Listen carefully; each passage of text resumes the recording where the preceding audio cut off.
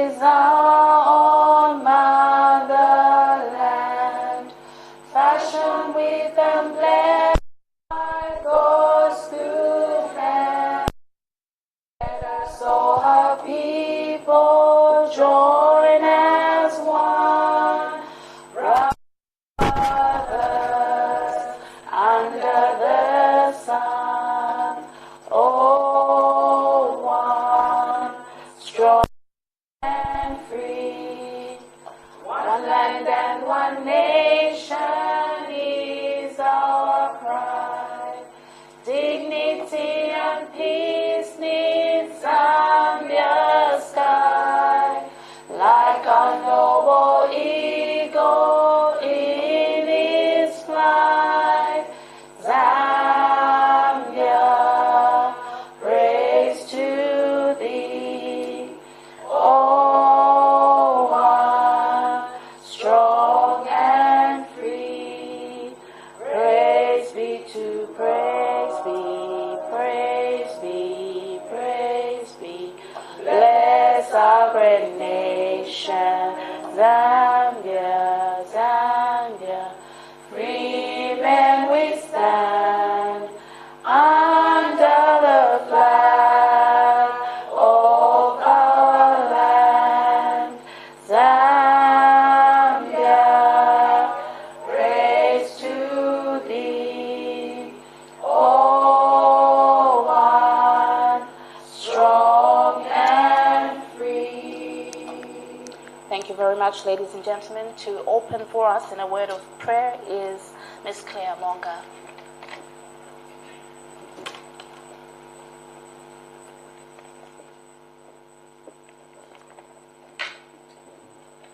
Shall we bow our heads for prayer?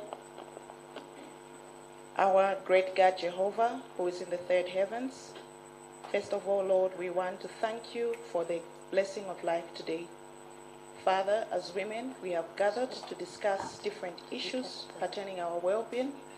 We pray, dear Father, that whatsoever will be discussed, Heavenly Father, may we be able to put it into practice and help those that may be in need. Lord, we pray that as we continue with this program, be upon us, be amongst us, and let us be able to discuss things that will help us even as we try to help each other as women. We pray that may you be with us throughout the day. May you protect us even as we depart. We leave everything in the precious, holy hands of Almighty King Jesus, now and forevermore. Amen. Thank you very much, Honorable Minister. Ladies and gentlemen, you may take your seats.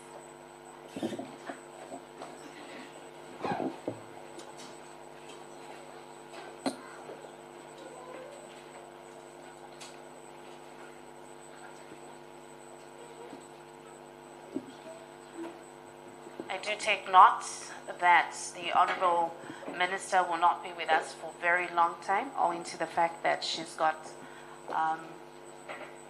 business to attend to. I think we may all be aware that Parliament is at its very, very busy stage, and so we will permit her to be with us, not for too long, but to do what she has been assigned to do, and we're very grateful for that. The Minister of Justice, Honorable Princess 𝗙𝗵𝗿 MP. I recognize Dr. 𝗙ecie𝗺𝗵 from Zanaco, Dr. 𝗴𝗵𝗿𝗹 from Zanaco. I recognize the women's activists. I also recognize the girl child in our presence. May I simply say the panelists that are in our midst. It is my honor and privilege to recognize our sponsors in this room. I also recognize various corporate and partners that are present. Our hosts, wonderful group of companies, the girl child, the press. Ladies and gentlemen, may I simply say, all protocol observed. It is my honor and privilege to welcome you today to a very wonderful discussion that seeks to get the best out of us in terms of the conversations around mental health. Today we gather to tackle a very important theme, the enough conversation, themed "You are enough, but does your mental health let you believe it?" Ladies and gentlemen, most medical practitioners will say there is no health without mental health. And as we celebrate the girl child, it is only important that we touch on thematic areas such as mental health. We're grateful that you could make time to be a part of this very important occasion, but also to partner with Wonderful Group in the many different noble efforts that they have towards society. We have the biggest marathon that is coming up, dedicated to the girl child. And seeing this room full of the girl child, somebody once told me we're all a girl somehow. So it's beautiful to see a room full of the girl child. And of course, your presence here speaks to the commitments that you have to ensure that we have a better Zambia and a better world for the girl child. So for being part of this noble cause, please give yourselves a round of applause. My name is 𝗙𝗵𝗶𝗹𝗮. I'll take the responsibility of being your director of ceremony. It is my honor and privilege at this point to invite to deliver special remarks a representative from Wonderful Group. As she comes through, please let's give her a round of applause.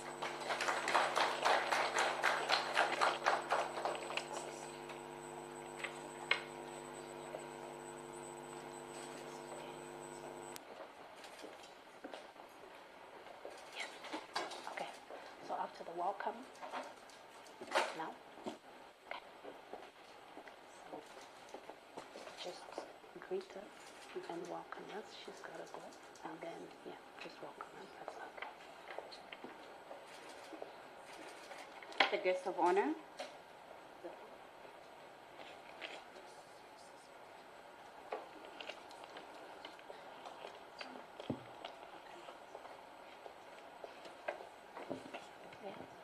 The guest of honor, Honorable Minister of Justice, Madam Princess 𝗙ecie MP, Dr. Chanda Chime from Zanaco, Dr. 𝗴𝗵𝗶𝗹𝗋, the legendary Sister D, and all distinguished ladies and gentlemen. I'm not going to give the full speech as the minister is in a hurry.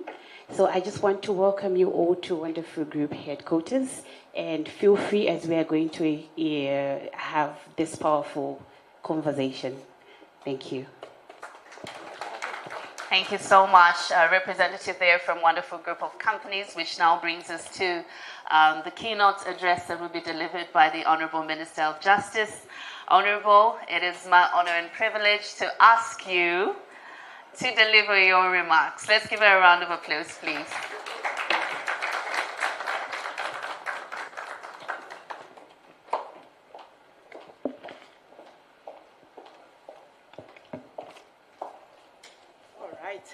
How are you, ladies? If you know anything about me, I'm usually very elaborate. I take time. I hug everyone. But today's just not the day. I apologize. We had planned this event at a time when I would have been outside Parliament. Parliament should have ended on Friday. We could have had time together. I would have had selfies. This is the last day of the 5-year term as members of Parliament. So you can imagine the pressure, you can imagine things that needs to be done. But what an exciting way to end my last day in Parliament as a member of Parliament and indeed a Minister of Justice. Your first woman ever to hold this important office. So I do not take it lightly. Zambians, you have been gracious. Even those that did not support me in the end, they said, "You have done it. Yes, we can do it." And so we have done it together. To the program director, thank you very much. Group CEO of Wonderful Group, thank you. Distinguished guests, and indeed our media. I love the media myself because media will make you or break you. So that's something you need to learn right on the onset. And indeed all the cooperating partners and sponsors, ladies and gentlemen. It is a pleasure to join you today for this enough conversation, an important forum being held as part of the activities leading to the Wonderful Group Marathon 2026, as we have already heard. First and foremost, I hope those of us who cannot run can come for the walkathon. I would love to join you. I would like to recommend Wonderful Group and all stakeholders involved for creating a platform that brings attention to the issues affecting women and girls in our country. The theme of this year's marathon, For the Girl Child, for the Woman, for Zambia, speaks directly to matters that requires serious attention from all sectors of society and from all of us, especially as women. We handle a lot. Ladies and gentlemen, the challenges facing women and girls today are real, and they are of great concern to the New Dawn government under the able leadership of President Hakainde Hichilema, who also serves as the African Union President champion on ending child marriages. It is common knowledge that issues such as gender-based violence, limited opportunities for women and girls is real. Economic inequalities and social pressures continue to affect many of the women and girls' lives in our communities. And your government, which is a listening government, is paying attention to these issues and concerns, and I hope you know that we are responding positively. Many of you went to the streets to ask for no bail, no bond, and we did hear you. Sister D and all my female activists, let's hear you louder when government does something, eh? We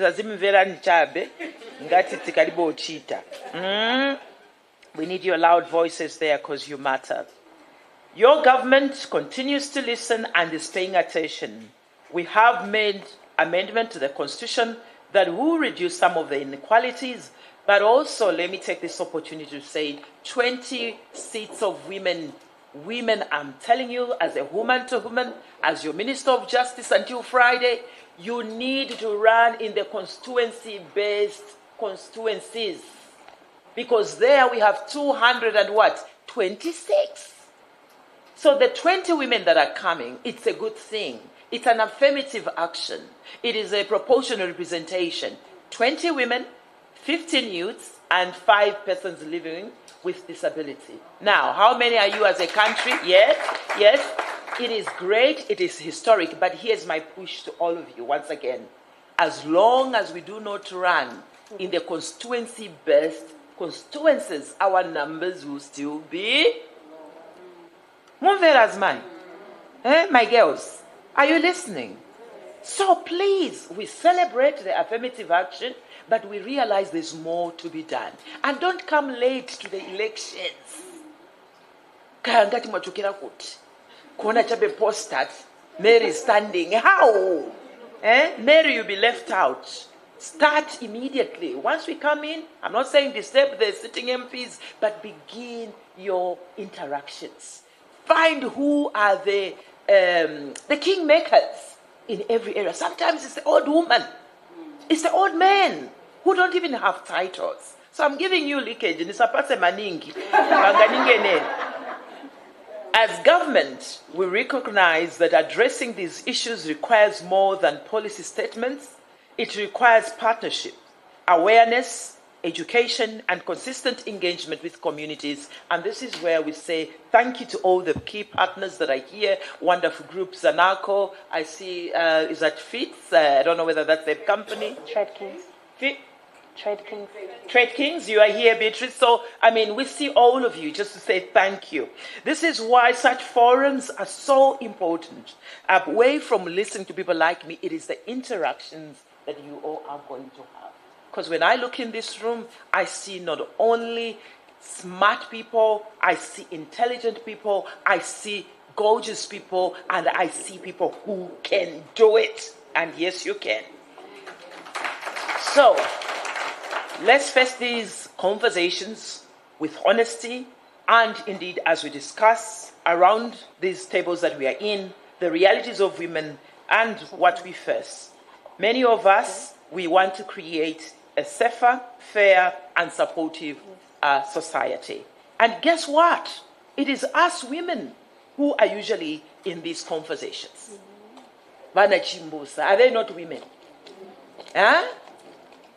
The ones who teach women when you get of age, I don't know. Me and Sister D, when we were young, when you became of age, which was usually around 15 years old, although nowadays young people are getting of age at 9, 11, so the world has changed. But those days you have to go and So even if when you went to school, you came back in the evening, they taught you who was teaching. Is it not the women? So why do we perpetuate things that are not comfortable, which are not good for women? So those are the things we need to think about, because at the end of the day, we shouldn't just play victim. We are tend to be also perpetrators of the very vices that we are against. And that must come to an end. So ladies and gentlemen, I'm particularly encouraged to see how the private sector is taking part in these conversations. Corporate institutions have influence and far-reaching abilities. And when they choose to support meaningful cause, they contribute positively to the national development. The wonderful marathon is therefore not only a sporting event, but also a platform for awareness, unity, and advocacy. As we move closer to the marathon on the 30th of May, I encourage more organizations, community leaders, citizens to support this very important initiative and participate actively. Like I've said, some of us may not run. Madam, we can come and walk along. And that's okay too. So the empowerment of women and girls is not a woman issue alone. It is a national issue. When women are empowered, communities become stronger, families become more stable, and nations develop more effectively. It is important, therefore, we continue to create spaces where women can speak openly, freely, and girls can be heard and feel encouraged. Is this, I think it's Eleanor who said that people do not remember usually what we say. You know that the speeches are written for me, right? And you can see when I'm speaking from myself and when I'm reading. It's more on a different side. So Eleanor once said that people remember how you made them feel, not necessarily how we said and said. That's why I'm so upset that I can't be with you, because I would have loved to hug you. I'd have loved to feel your warmth. And your story matters. Please find ways and means to share your story, because your story matters. Therefore, as we have the polls in the few months, I encourage more women to take bold steps as members of Parliament. This is a little bit late, unfortunate. If you haven't taken the bold step, support women out there. Again, let's not allow the narrative that women have been put in their positions because they are women. No, because they can deliver and then they are women. So allow me, therefore, once again, to congratulate the organizers for this initiative and thank all the sponsors and partners supporting the campaign. I wish you all a very successful day, and indeed, may your discussions never make you go back the same. And a successful marathon campaign ahead. Thank you very much. God bless you. God bless Zambia, and God bless our children, especially our girls. Thank you. Thank you. Please do receive from ZANACO as you head out. We know that as Parliament adjourns sine die, you might go into the midnight hour and beyond midnight. So please do have some teas. I believe that tea will keep you awake. And this is, there we go. ZANACO is our lead sponsor in the wonderful marathon, among the sponsors in the wonderful marathon.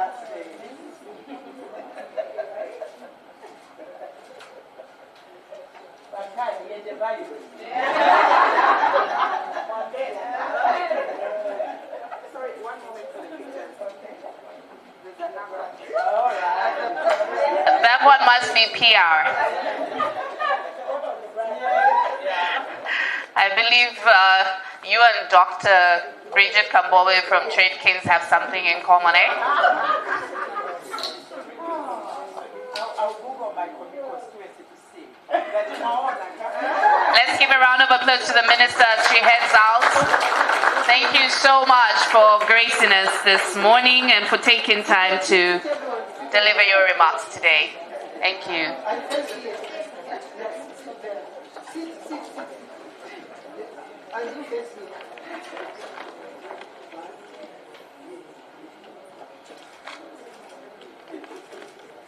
You can come and sit here.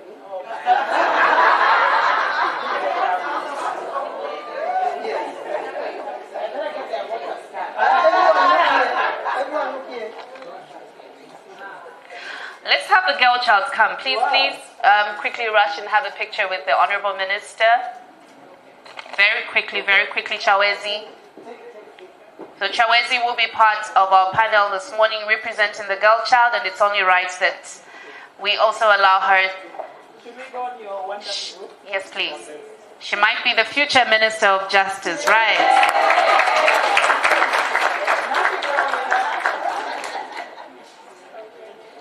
Yes. Thank you so much. Do you have time for the entire panel? Very quickly. Yes. In just a minute. I know who I'm going to argue with.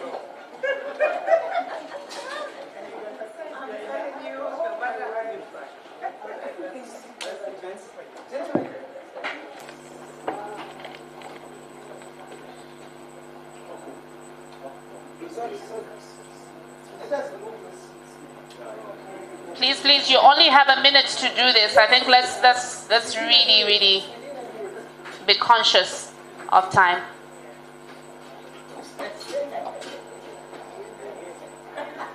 Okay, so at the count of 3, you will say wonderful marathon, right? Powered by Zanaco. Okay. 1, 2, 3. Wonderful. Powered by. I see what you did there, Dr. Chanda.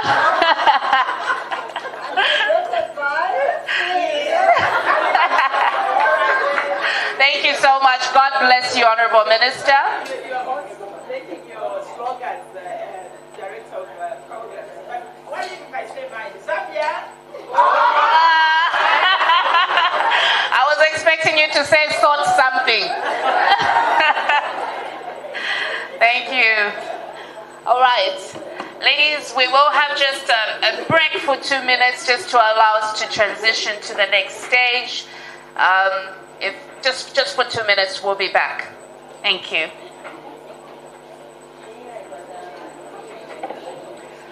No, I feel like I haven't hugged you today. How are you, my darling? I definitely need the hug. Okay. I'm good. Thank you. I actually feel like letting Wonderful Group deliver the entire speech. I think you also have to. Okay, then I'll just proceed with everything.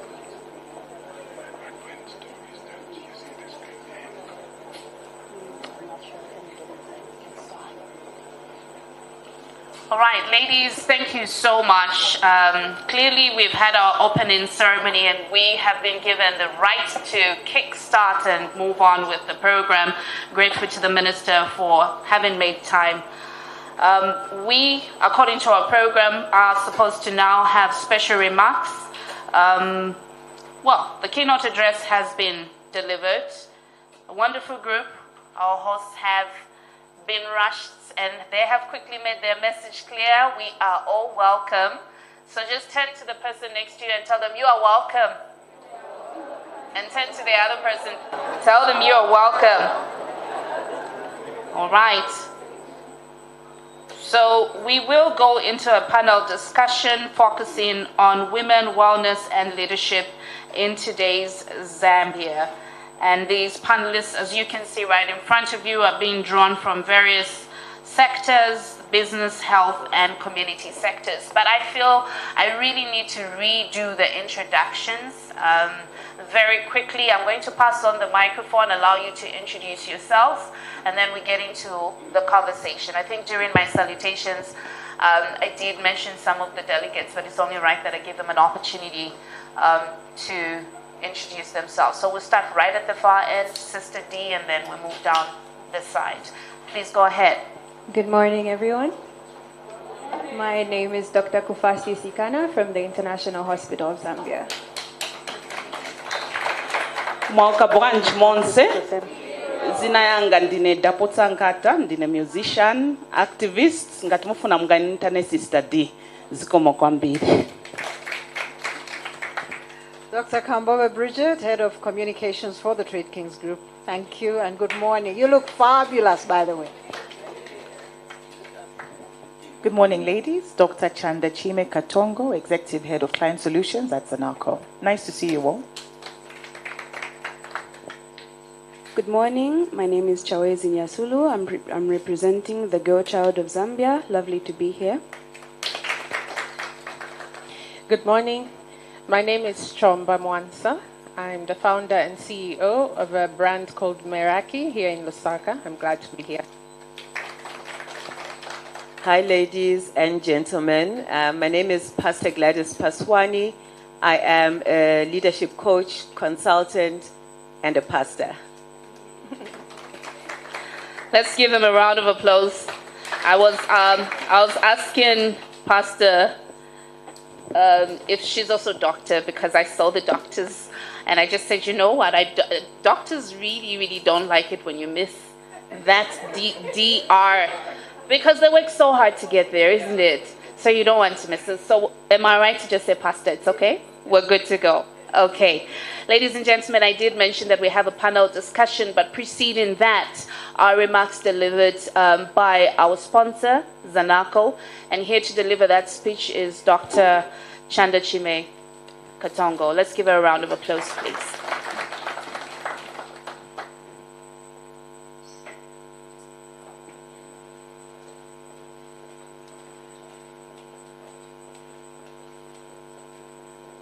Good morning, ladies. Good morning. Some energy in the room. We need the vibe. That's the women in the room. Good morning, ladies. Good morning. Team 𝗴𝗏𝗏, I can't hear you. Good morning, Team 𝗴𝗏𝗏. Good morning. Ah, you see how loud we are? We are loud where we come from. It's an absolute pleasure to be here this morning with all of you. And we're just so blessed to have had the minister come. This is her last day in Parliament. Do you know how valued you are for her to make that time to be with us? Yeah? So turn to the lady next to you, say, for the girl, for the woman, for Zambia, and we are Zambia. A big hand for yourselves, ladies. So to the representative from the wonderful group, to the speakers, my sisters on stage, the lovely ladies, Bridget, Chomba, Sister D, 𝗙𝗵𝗶𝗹𝗏, our girl child, Pastor Paswani. This lady has mentored me even before knowing that she mentors me. I follow her and she's absolutely amazing. And of course, our lovely, eloquent director of programs, 𝗵𝗏𝗶𝗹. A big hand for her. I think sometimes we often forget the MC, but because I've MC'd a lot, I make sure I don't forget the MC. They're usually forgotten. So Director of Programs, you're doing amazing. We value you. We appreciate you. To the ladies in the room, you look amazing. Our media partners who are there to tell our story and to take the narrative out there, we value you and we're grateful that you are here. Good morning, everyone. On behalf of my CEO, who would have loved to be here, on behalf of 𝗴𝗏𝗏, it is a privilege to stand before you as the lead sponsor of this marathon, proudly held in partnership with Wonderful Group. We are here to support the women and the girls of Zambia and to elevate conversations around mental health, an issue that touches families, communities, and our futures. Why does this matter? Why do we need to tell this narrative? In Zambia, Studies show that nearly 1 in 5 people experience mental distress at some point, and women are disproportionately affected, often due to caregiving burdens, economic stress, gender-based violence, and limited access to support. Among adolescent girls, almost 30% report depressive symptoms, a statistic that should stop us all in our tracks.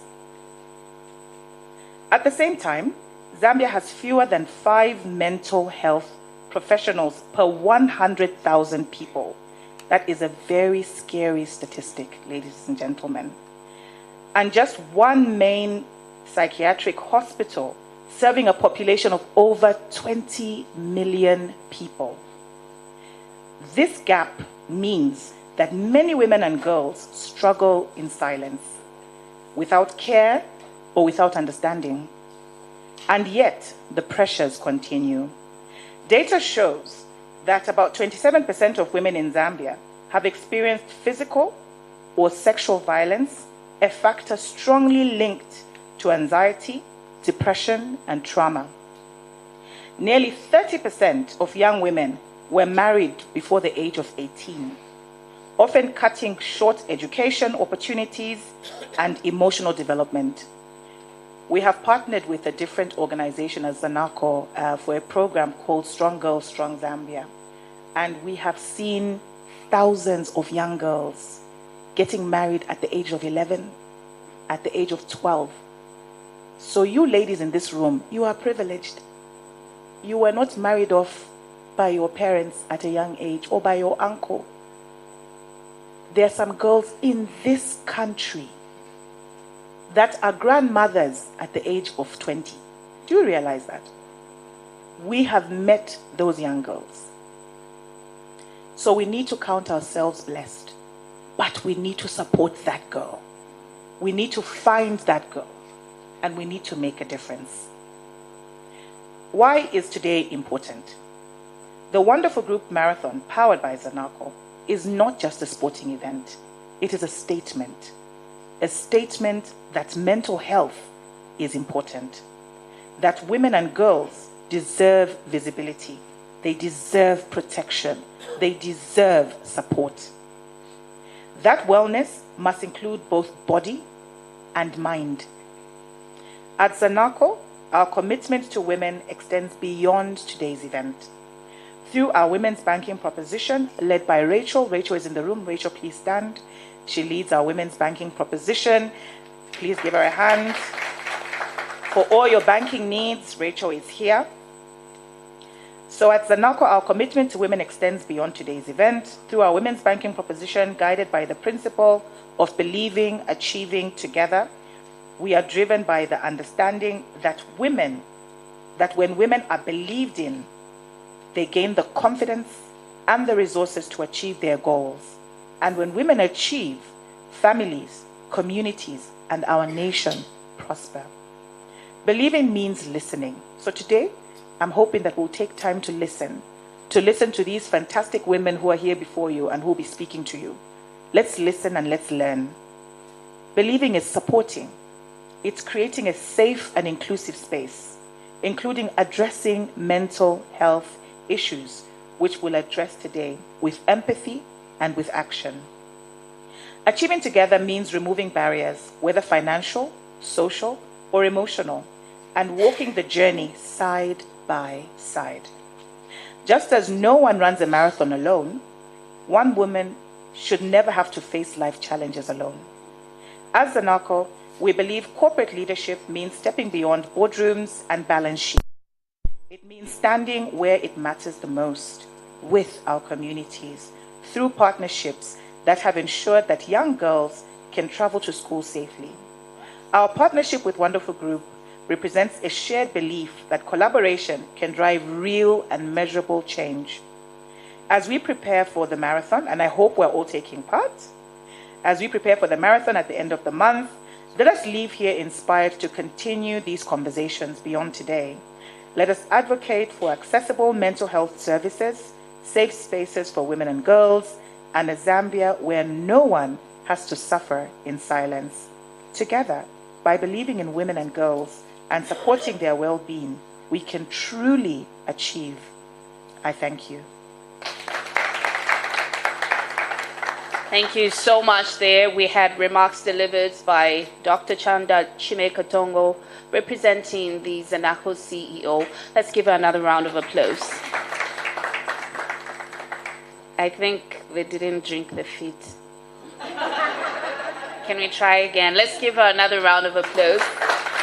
And thank you so much for delivering those remarks, reminding us why we are here and just how important the girl child is to ZANACO. When Ms. Katongo, Dr. Katongo started her remarks, she referred to statistics of 1 in 5 women having some sort of mental distress. And I was just counting the room.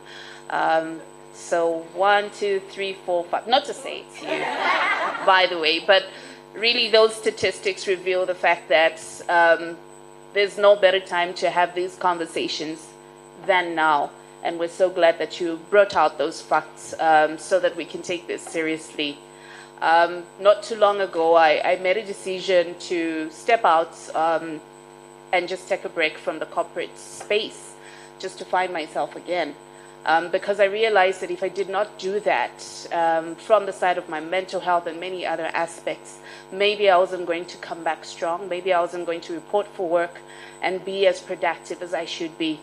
And this really speaks to why we should choose ourselves at the end of the day. So I've not had headaches. I was getting to a place where I was having headaches every day. I was depending on very strong painkillers.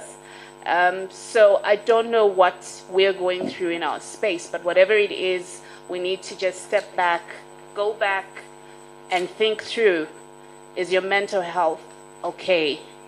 Are you okay? Can you take a break and come back better? So that we celebrate you and you become the woman that you're supposed to be. So for the girl child, for the woman, for Zambia. Can we do it, ladies? Yes. Let's do it. For the girl child, for the woman, and for me. So I need you to point at yourself as well because you are important. Let's do it. For the girl child, for the woman, for Zambia, for me. Give yourselves a round of applause. All right, so now we will get into a panel discussion, and I'm excited that the panelists are already seated. Perhaps I'll just have 1 minute to have all of us pass on the microphones to each of the delegates. I know at some point Dr. Chanda will have to leave. Is it now? Okay, all right.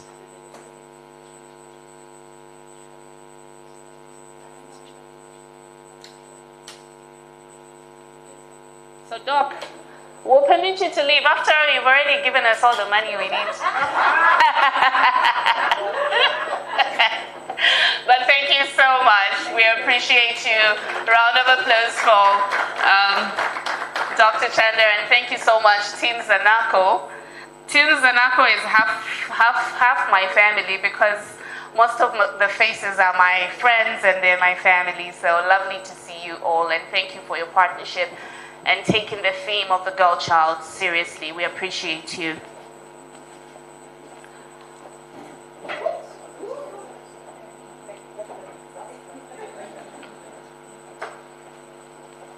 Thank you so much. So we will have the microphones. Please do confirm if you have your microphone. Pastor, Ms. Chomba. Okay, so the microphones, including this one, because I have mine.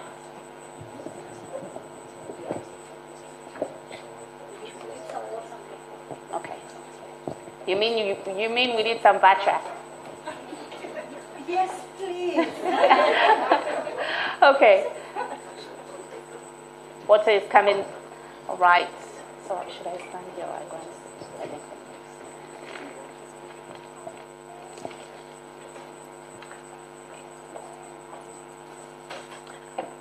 All right, so we had earlier introductions. I would like to request that those that are seated at the back can come through and just fill up the seats, if it's possible. Those that are at the back, please do feel free for this important session. I think we just want as many people to be close. Thank you.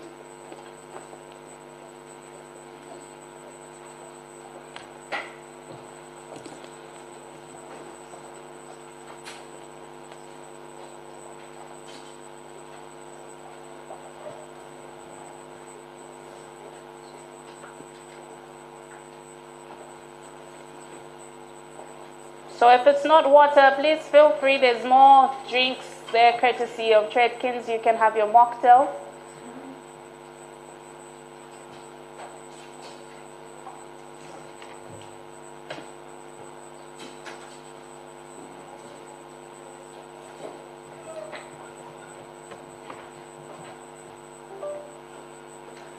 Please do note that at some point we will pass on the microphone to you so that you can be able to ask your questions as well.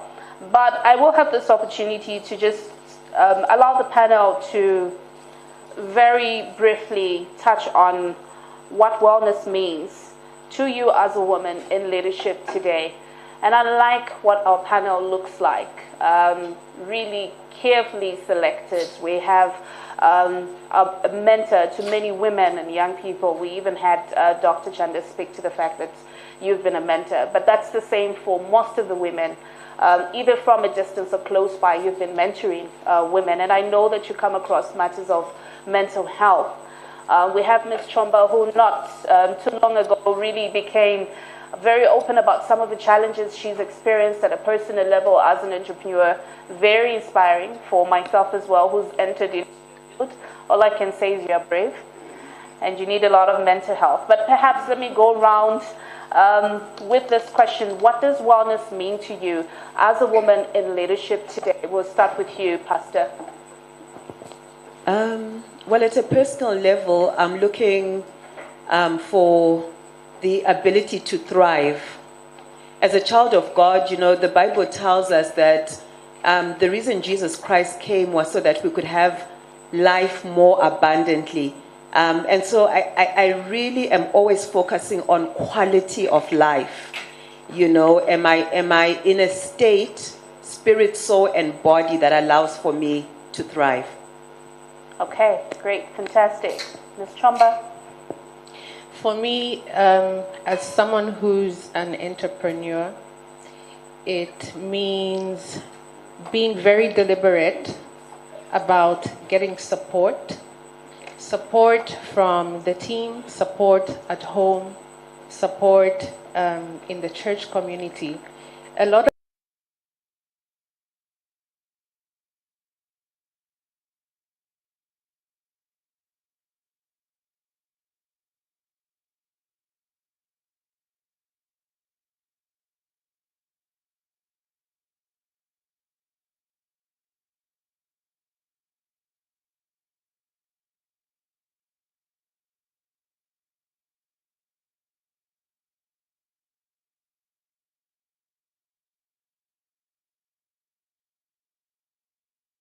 it means to me, and I feel like that can be shaped by the people we are surrounded with, by the people around us. That can either make our wellness better or break it.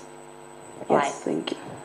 Dr. Bridget, you recently launched Bridge and Blossom, and it's really merging the two generations. And one of the things that came out of your Saturday event was these issues that we're discussing today: wellness, mental health, mentorship, but also a touch on what does wellness really mean to you? Having come from a background of suffering a lot of, self-esteem, self-confidence issues. I mean, when I say that now, people wonder when that was, but it's an everyday battle. For me, wellness is a sense of identity, a sense of who you are, which then speaks to, and as Pastor Paswani was saying, and I didn't even say hello to you properly, but it's so nice to share stage with you. But it is the sense of identity that then speaks to the way your mind operates, and then the way you look after your body, and the way you look after every faculty and everything around you, including relationships, that I call wellness. Right. Sister D? Yes, thank you very much. I think for me, wellness is the quality of life, health, finance, social. Most of the time, I think, like Bridget said, as women, we've always thought we can do it all. And in that, we are neglecting ourselves, just to believe in you and be you. So I think for wellness for me is also just being you, being who you are, and believing in yourself. That's being. That's what I'd call wellness. Thank you. Thank you. I feel for me, wellness extends far beyond everything. Wellness is holistic. It starts with the mind, it starts with the body, it starts with the spiritual. So for me, wellness comprises of every single entity that we have. We have to encompass everything, be it our health, be it our mental state. Everything is compromised in wellness. Okay. Thank you so much. I'll bring you to the second question, and I believe you've brought it out in describing what wellness is. And I'll start with you, Ms. 𝗙𝗵𝗶. What is the biggest challenge that women in Zambia currently face in balancing leadership, health, and family? I think this takes me back to what I said earlier. We have this narrative that we keep running in our head that we are super women and we should carry all the weight of managing a family, managing your career, managing your business, taking care of yourself, educating yourself, looking after your home. There's so many things that we carry as women, and then we tell ourselves that we'll carry this burden on our shoulders and the full weight of it. But that's not being responsible for you, because the denominator in all this is you, and you need to take care of you. This means that you have to be very deliberate about your rest. Rest adds to your resilience, your ability to push yourself further. And again, I'll go back to what I said earlier, having the right support systems around you to help you lead. Your question for me was about leadership. Right. So in my example, there was a time when I used to do quite a lot of things all by myself, and I was crashing, I was burning. It's only recently that I have, as a business, started setting systems that are supporting the leaders within the team to grow and be able to assist me, that were able to grow and thrive. I'll give an example. I have our general manager over there, Precious. She's taken such a huge load off my shoulder that I'm able to become now a better leader. So it's things like that. Even at home, you need the right support to be able to do the things that you have to do and do them really well. So it's being intentional about that. You are not superwoman. At some point, you're going to crash, but have the right people around you to support you. Thank you for that. Carrying a lot of weight is something that we women do almost as if it's second nature. Either you're taking care of the children, you're running a business, you're navigating a career path, and going to school as well. I think I'm describing myself not too long ago. Pastor Gladys, are we meant to carry so much weight as women? Is it even right for us to carry so much weight? So I think the thing is to not carry unnecessary weight. I think that there is weight that we've been given, and if we find another word would be responsibility. Because responsibility is just about responding to your ability. So the things that you're supposed to be doing as a woman is what you have been enabled to do. And you know, there's a lot of integrity to work, because the work is what gives us meaning. You know, what we're able to do for our children, what we can do for each other as sisters when we go out of our way for the people that we love, is the sacrifice that brings so much value to our lives, right? Like if all we ever did was vacation and gone, we would be unfulfilled. So the goal is not to carry unnecessary weight. And where does that unnecessary weight come from? It comes from the battles that you are fighting that you really should be leaving alone. It comes from the pain you're not processing that continues to sit there as excess weight. It comes from just robbing yourself from the permission to just be the woman that you are, and not the woman next door or the woman across, you know, the room from you, and just because it's no one does you like you. And unnecessary weight is when you're trying to be everything that you are not and robbing us of who you really are. That's very interesting. Then perhaps I'll go to a health practitioner. We do have our doctor there who may respond to some health aspects of this conversation. What are some of the most overlooked health issues affecting women in the wellness space? In the wellness space, I feel one of the most overlooked ones is rest, as Pastor highlighted. Most women regard rest as laziness, which is something that is essential for us. Ideally, I would say we need 8 hours of sleep or maybe 9, but you say, but I have children. I can't do certain things. I need to work. I need to take care of my family. We often overlook rest and we often overlook ourselves. Rest is essential for all of us and should never be regarded as laziness.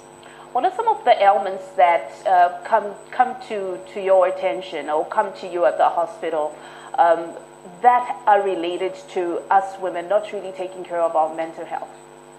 So mental health is physical. Most people will present with headaches. They're going to present with hypertension. They're going to present with tiredness, weight problems, hormonal imbalances.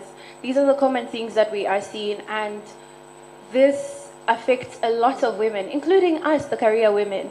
Many women do so many things and juggle so many things. At the end of the day, we forget to think of the most important person, who is ourselves. Right, right.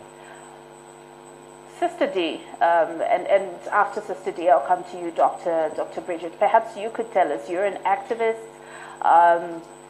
but at the same time a family woman as well. What pressures do women, mothers and wives commonly face in society that we could say are often ignored? Well, going to bed last and waking up first.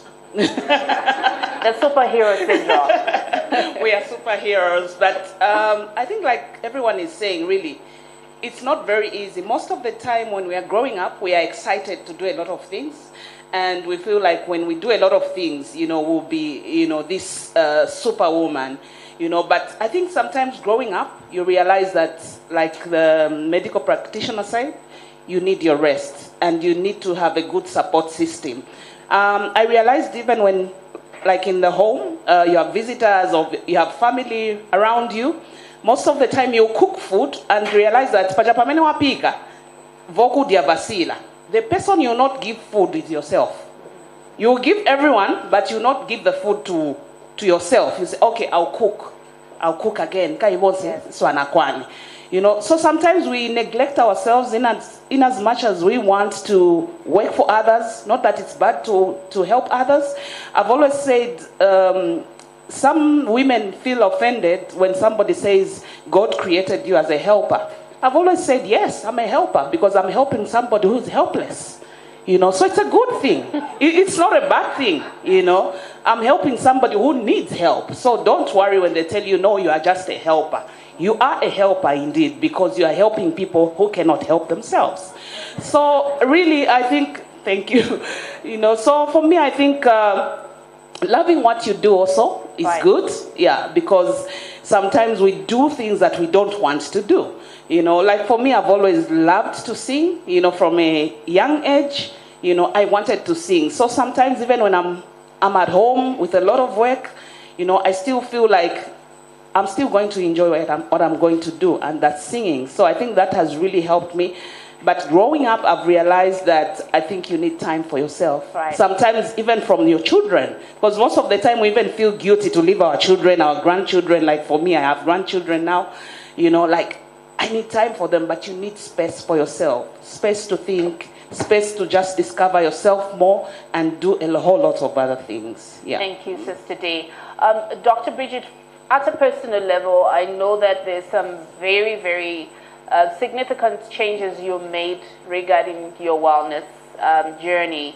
But also, could you probably highlight what that journey was like and how it's contributed to you showing up in a good way in the workspace? That's very exciting, Nabala, I must say. So, like I said, what wellness means to me, when I discovered at my lowest, and when I say my lowest, at rock bottom, and it was exactly 10 years ago. I mean, I was 3 times my current weight. I mean, if I showed the pictures here, you'd be amazed. But I then discovered first and foremost that I was carrying a certain image of myself. And lo and behold, I arrived to do communications for a group of 8 companies. Not only did I have to single parent my 2 teenage children now, I had to be in school. And not only be in school, I had to look out for my mother, who's widowed at the farm, make sure that her farm is, when Dad died, I became the by default partner. And not only did I have that, I'm also the eldest sibling in my family. The whole idea is I discovered that I didn't exist anywhere. In all that, everybody had space and time. I didn't. And I had to name that for what it is. And the first place I went to, and I'm hoping that what I say helps you, because in what you were giving as Bridge to Blossom is what is called Be a Woman by Nature. We can talk about that later. Because out of that experience, have I created what is called Be a Woman by Nature.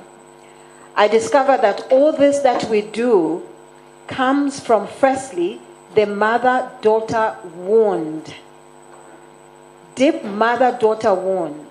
Not only did I fail my mother's expectations because I was the eldest, not only did I pick a career and they thought I was going to be a medical practitioner, when all I saw was myself read news in front of TV. I saw myself teaching people, and I would sit, teach. I was very, very creative with my hands, you name it, from cooking and all that. The first place to start, which unfortunately we're never told, is what kind of relationship do you have with your mother? Because however you're operating now, even if she's late, whoever was a mother figure in your life, you are dealing with a wound of proving how you failed that mother-daughter relationship. And you are picking from what your grandmother, who then passed on to your mother, what they passed on to you, hence the Bridge to Blossom. Secondly, we live in a society where what is called low self-esteem is not being addressed. It's the reason I am not ashamed to say that I'm coming from that kind of background, because then I had to become intentional about healing. I had to go through therapy. I believed I was not good enough. What was the next thing? When I discovered that when I believed I was not good enough, I did not mind how I ate. I did not mind to commit to an exercise regimen. It didn't matter. I would read that I need to drink X liters of water. I would not, because I didn't exist in the picture. Everybody else existed, but not me.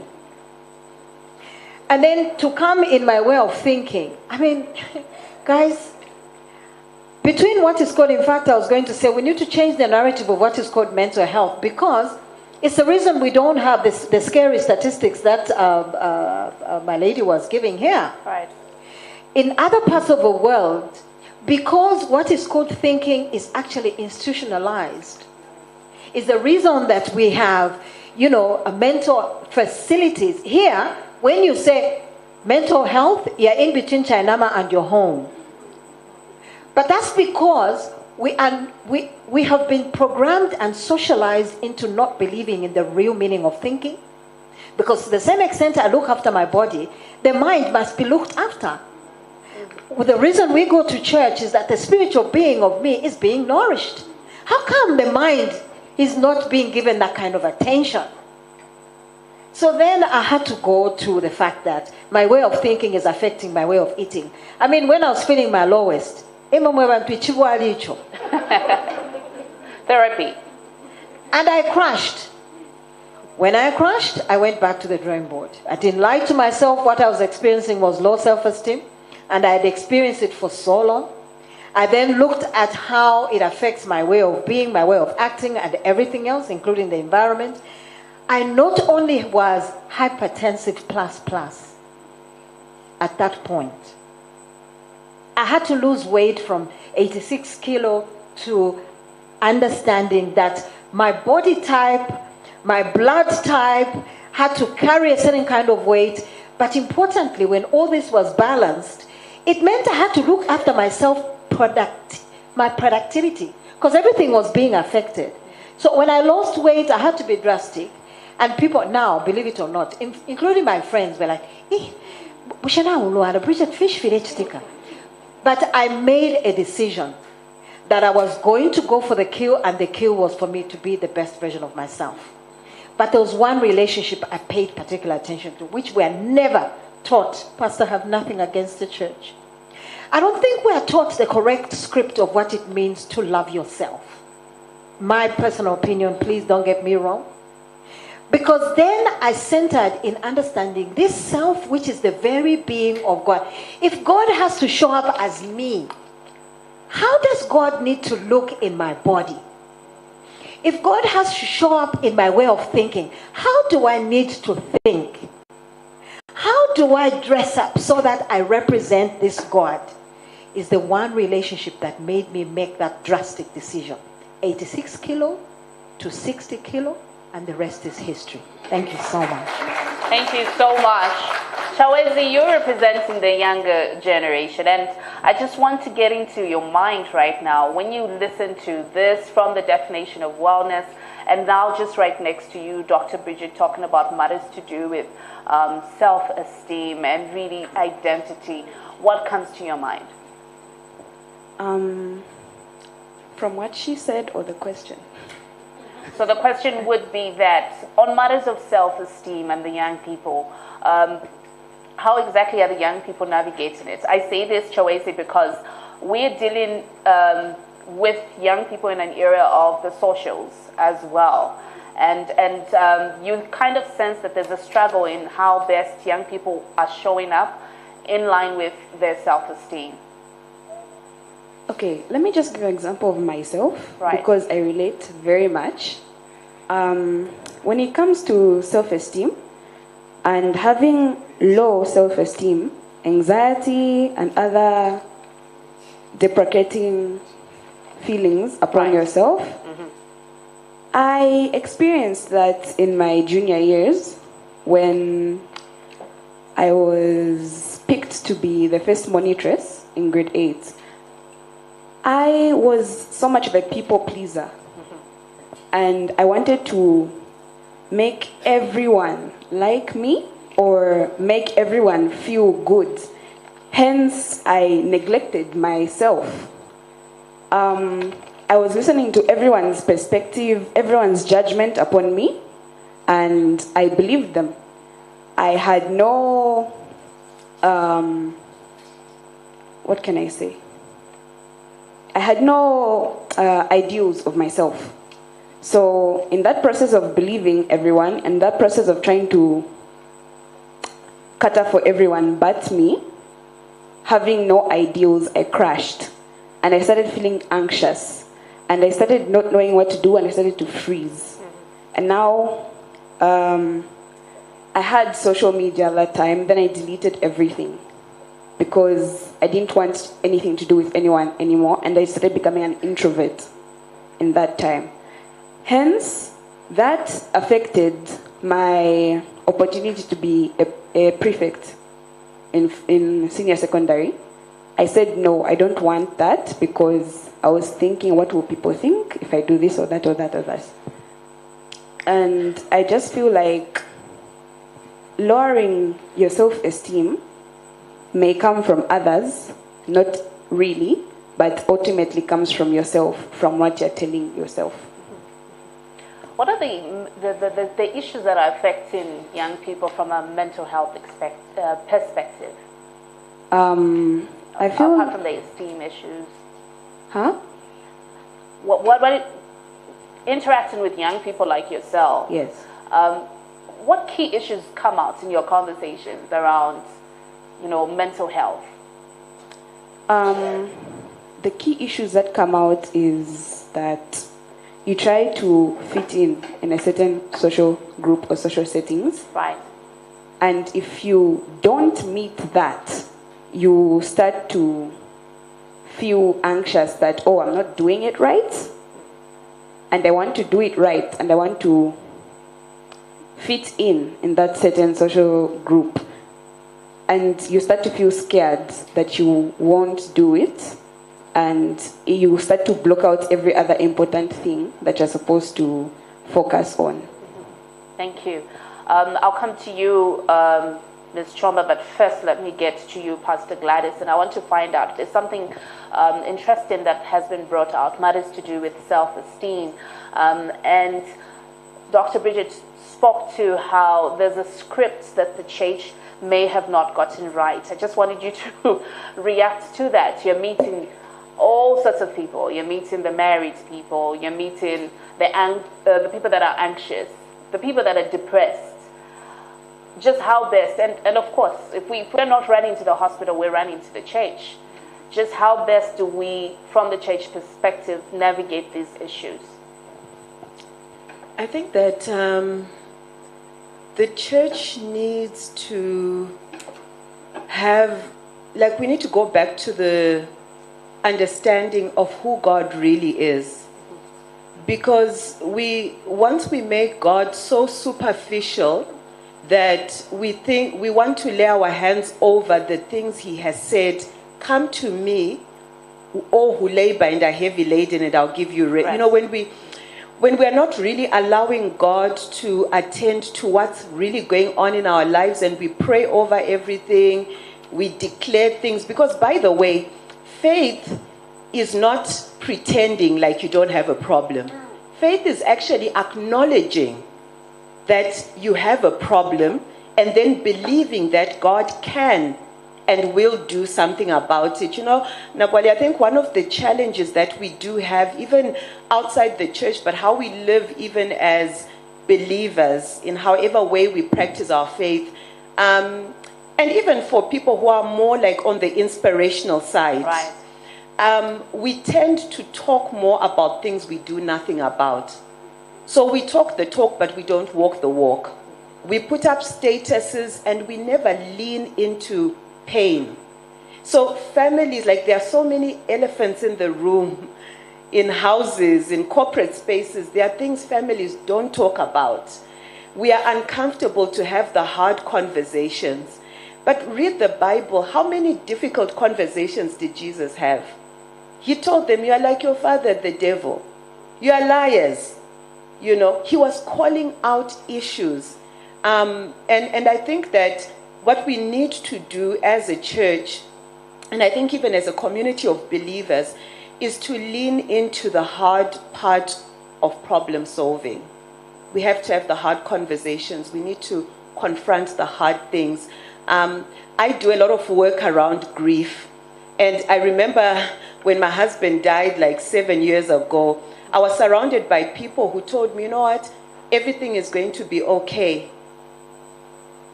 Nothing was okay. Yeah. And I tell grieving people that your life will never be the same again, but you can learn to live differently. I tell them that it's going to be hard, and this is how you navigate the storm. So when people then experience the hard part of life that they're not allowed to deal with or talk about, they confine themselves into a lot of suffering and isolation. I think we ought to really bring integrity back to pain and healing. I think let's give our panelists a round of applause. I will throw it to the audience in opera style. But Ms. Chomba, before I throw it to the audience, and as we get ready to pass on the microphone, perhaps you could touch on what entrepreneurship has taught you about resilience as a woman. Okay, so I think just to kick that question off, in my view, resilience is not assuming that you're not fearful about certain things.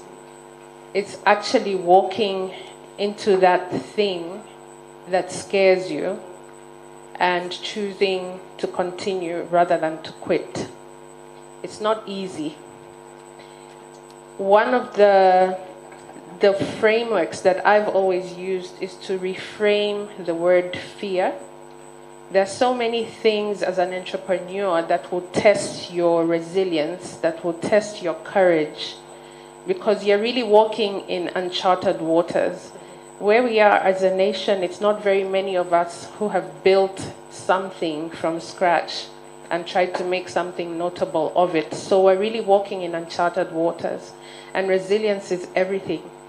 So for me, reframing fear and using it as data instead, looking at situations as a scientist would. If something doesn't work, you look at it with curiosity and ask, why didn't that work? What did I miss? What steps can I change? What can I do better? And talking to others about it. Because if you do not name that fear and try to deal with it, try to resolve it, then it will always stand in front of you and you won't be able to move a step forward. So reframing the fear, calling it out for what it is, and beginning to take tangible actions towards dismantling what it is that is causing that fear for you is a big one for me. But another one also is anchoring yourself in something that's larger than your fear. For me, it's my faith. I take all my troubles, my storms, my problems to God, and I give it to Him because I know He's able to do what I cannot do. So I submit myself and the issues before Him, and that always works for me. Right. So those two are key for me. Somebody last weekend was saying all women are last-born children in the eyes of God. So you go to His throne like a 𝗙ecie and just lay it all out. We're going to have some questions, ladies. Please do feel free. We don't want to just make it about the panel. We want to make it about you as well. So please just feel free to raise your hand and you can ask a question. Do we have any? And the good thing is I know so many people in this room. So if you don't raise up your hand, we'll start here and then we'll go to Penny. Good morning. I need to check the time. Could be afternoon. It's been an amazing morning. My name is Rachel from Zanaco. I'm very happy to be in this room. And I appreciate the sentiments that have come out of all the speakers because it also affirms the fact that as a woman, we have to be very intentional about yourself. Yes. We're so holistic in thinking. We care more about others than we care about ourselves. But self-esteem starts from what you think of yourself, not what others think of you. And when you look at the stories of the ladies in front of us, there's a lot of intention around yourself. I like what Dr. Bridget said about taking control of you, beginning with the relationship within yourself. And most times we find ourselves being dependent on others and being abused because of that, because you've forgotten yourself first. You are dependent on them because you don't have financial control over your own books. You are dependent on someone else to fund your life. But it starts with you. Yeah, it starts with you. Before you can think of others, you have to think of you. So as women, I think it's time for us to really take control of our lives, our emotions, our time, what the people we have around us, the negativity, the positivity. What action do you choose to take after you hear what you have heard? What we have learned today. The difference between us and the woman outside is what we do after this. So thank you so much for the words. Thank you so much, Ms. Rachel. We'll have the microphone passed on. There was a hand there. I like how Chisenga is looking at me. We'll be giving her the mic after. Yes, we'll give her the microphone. Good morning, ladies. My name is 𝗵𝗶𝗶𝗹. I'm from Zenith General Insurance, and we're happy to be part of what a wonderful group is doing. So I have two perspectives to share to the conversation. Firstly, number one, somebody yesterday was asking me, when do you take a break? When do you just go somewhere and rest from everything? Then I realized actually I don't. Mm-hmm. Then I've heard the conversations in here. I'm like, okay, so that should have been a trigger to say there's something you need to change about your routine, because if it's not work, then it's church, then it's another program, it's kids, it's, different responsibilities. But then this conversation has also taken me back to an event I was moderating on Saturday. And it was for mothers and daughters. And there was a conversation about broken relationships between mothers and daughters. So this gathering basically was for mothers and daughters, for them to have a conversation. And the key thing that happened, or that came out during that particular meeting, was that children or daughters feel shut because their mothers are going through issues. Right. So the question from that particular conversation was, who is healing the broken mother? Where does the mother who is struggling go to get relief for them to be a better person? So perhaps in this room we could be like this broken mother. How are we finding the relief? By faith, by associations, by me time? Where are you? You need to introspect so that you come out of this cocoon or troublesome situation as a stronger and better individual, so that when you go out there as a better person, then I'll be a better mother, I'll be a better friend, I'll be a better employee, the productivity that was being talked about.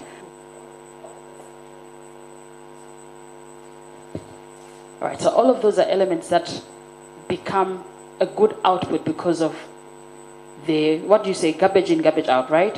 When it comes to technology. So if it's the same thing with all these other things, then it's the same about me as an individual. I have to invest in me to be a better version for the rest of the world. Thank you and God bless. Interesting question. Thank you. And I'd like to throw it to, I know that's a contribution and not really a question, but I want to throw this to you, Sister D. You deal with women, and Dr. Bridget can touch on that. Who is healing the broken mother? Because clearly from the wounds that Dr. Bridget spoke about, there's something we're passing on. It could be expectations, our own dreams that we've not fulfilled as mothers, and we're putting the pressure on the children. That shows that there's a level of being broken as a mother, and without realizing it, unconsciously we're passing it on. So how does the mother heal so that she only passes on that which is good to the daughter? Wow, a very difficult question, but who is healing the mother? Most of the time, no one is healing the mother. Nobody's thinking of you. Sometimes, like she said, even when you want to rest, some people will think you are lazy or you have to do something. Why are you sleeping? So nobody is thinking of this mother who is, sleeping late, like I said earlier, waking up first, and making sure everything is done. The school errands, the husband, the grandchildren, the meals. In a place that you have 8 people, it's you who has to take care of everyone. They're all waiting for you. And nobody is thinking of your wellness most of the time. But also, are we not carrying these responsibilities and this weight as a badge of honor? Because I've come across what has been described as carrying so much weight. Sometimes it's carried as if it's an accolade. Yeah, it's an accolade, yes. I'm a mother, I'm a career woman, I'm in school, I'm doing all that.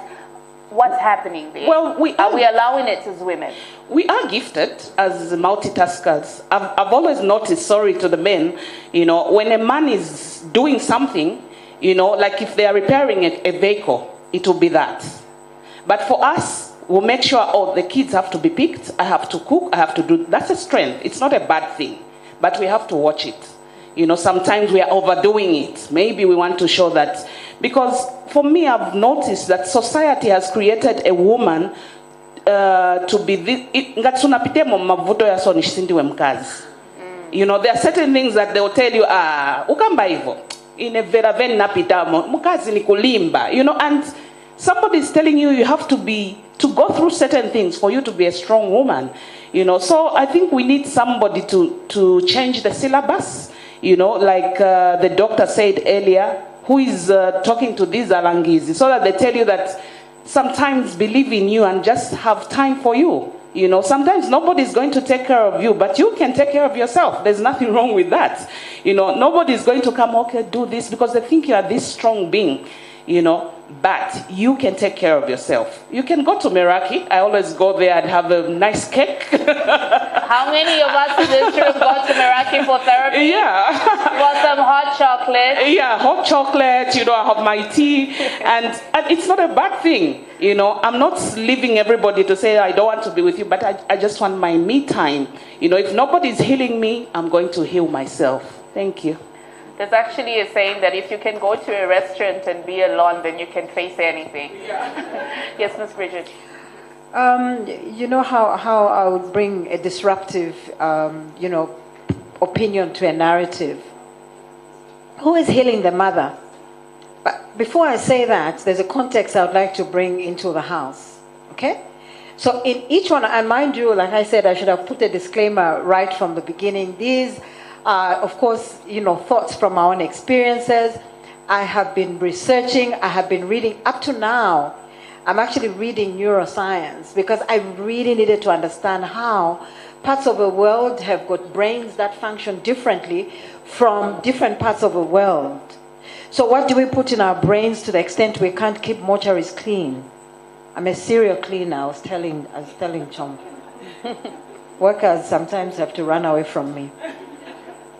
The point I wanted to say is, to the female psyche, when God said male and female were created, he then declared an archetype.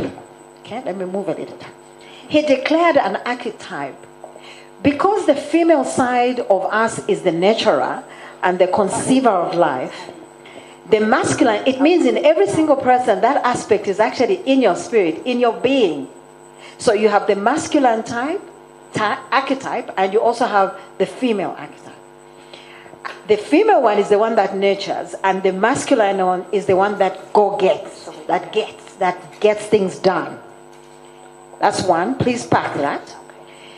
And then in every single woman are also additional archetypes, which is there's a girl, there's a woman, and then there's a mother in every one of us.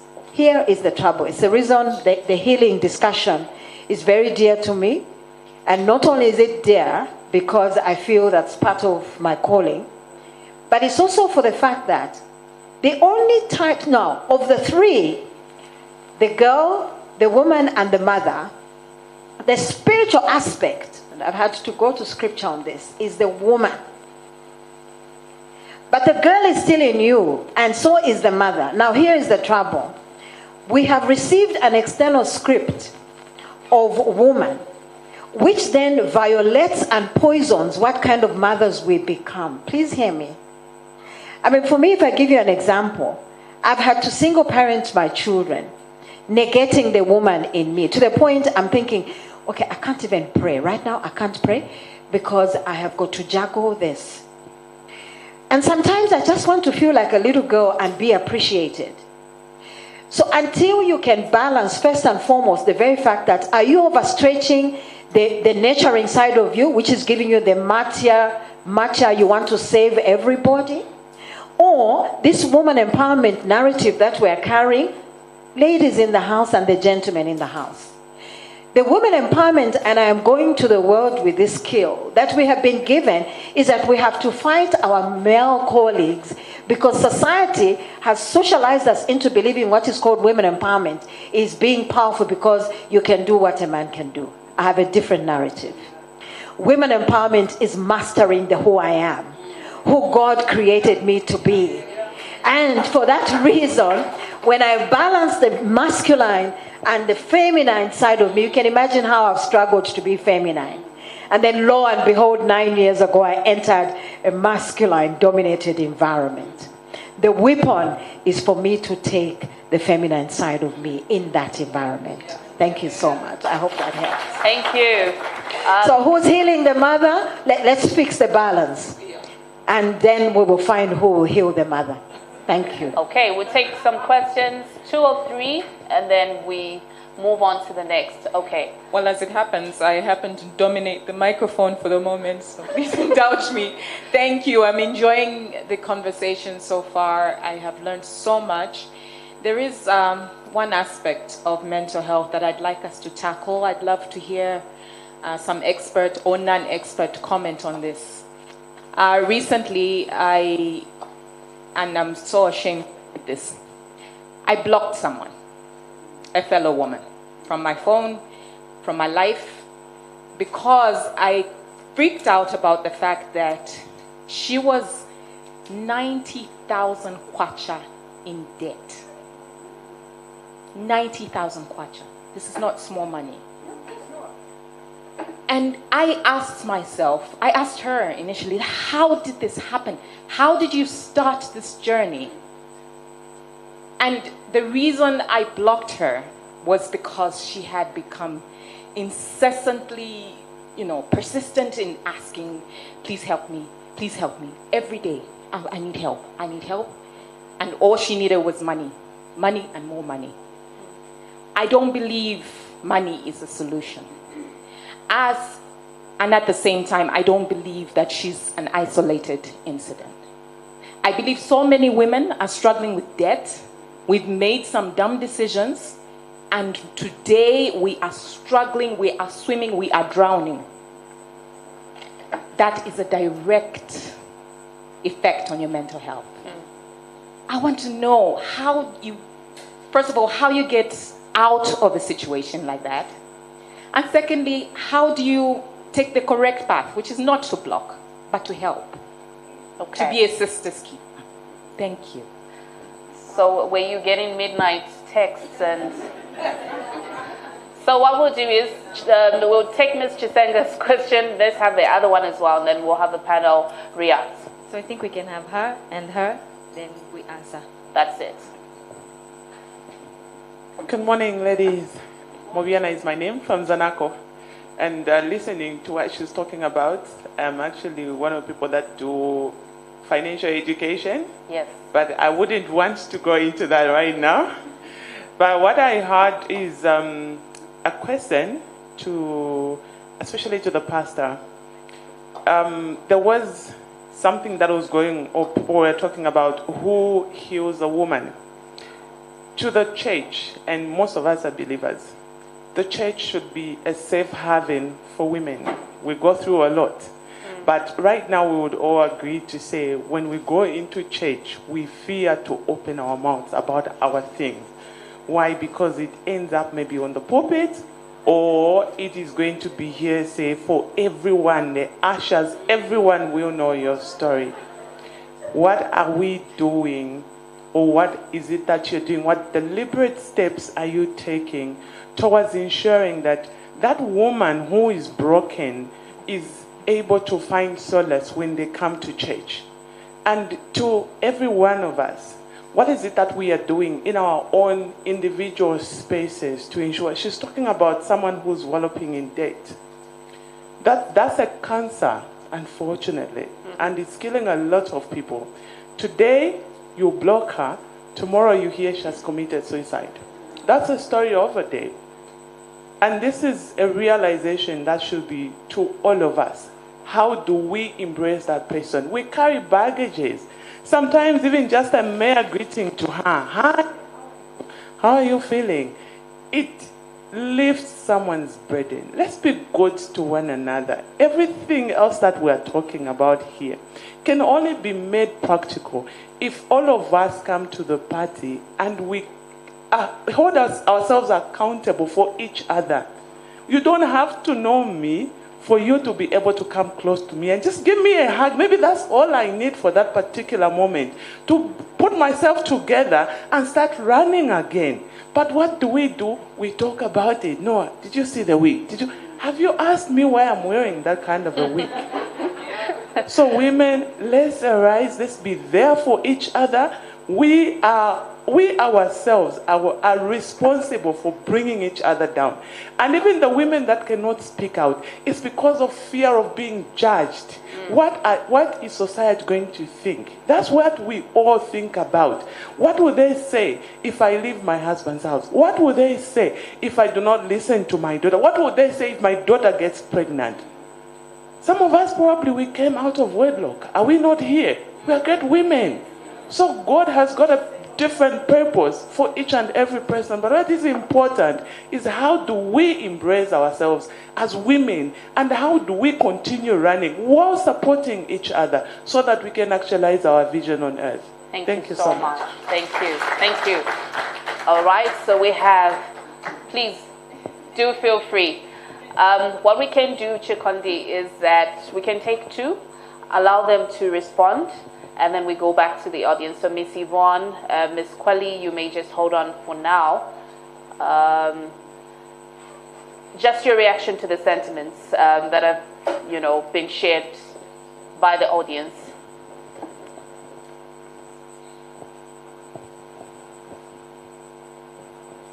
All right, so I'll, to the church, the comment addressed to the church. Let me say real quick that the church is not a building. We are the church. We're the individuals in a church, so people can be hurt by the one who has the pastoral role, or the woman in the women's committee or group, or the youth member. And I say this in order to say that progress in the reality of what you shared about a lack of safe spaces that should exist, progress looks like every person owning their part in preserving themselves first of all, because hurting people hurt people. Yeah. If we don't attend to who we are, regardless of whether we are in a church building, an office space somewhere, a relationship, we're in love with someone, a part of a family system, if we don't deal with ourselves, we go out into the world perpetuating pain and hurt. So while I'm on that, let me say this. Okay, so if we all do our individual work, the church looks like a safe space. Homes, relationships look like safe spaces, because we don't have control over what other people do. I wish, even as somebody who preaches the gospel, who coaches people, who tries to restore hope where it's lost, I wish I could tell people that they're never going to be disappointed again. I wish I could tell people that it's going to be smooth sailing. But even Jesus said, in this world you'll face many tribulations. So because we live in a fallen world, the hope that we have is the choice we make for ourselves. So number one, who am I committing to be? Because even when we look at things like self-love, right? Self-care, while like vacations, spa dates, and all of that have their place, and they do have their place. It's important to take time out, go get a massage, go on a vacation.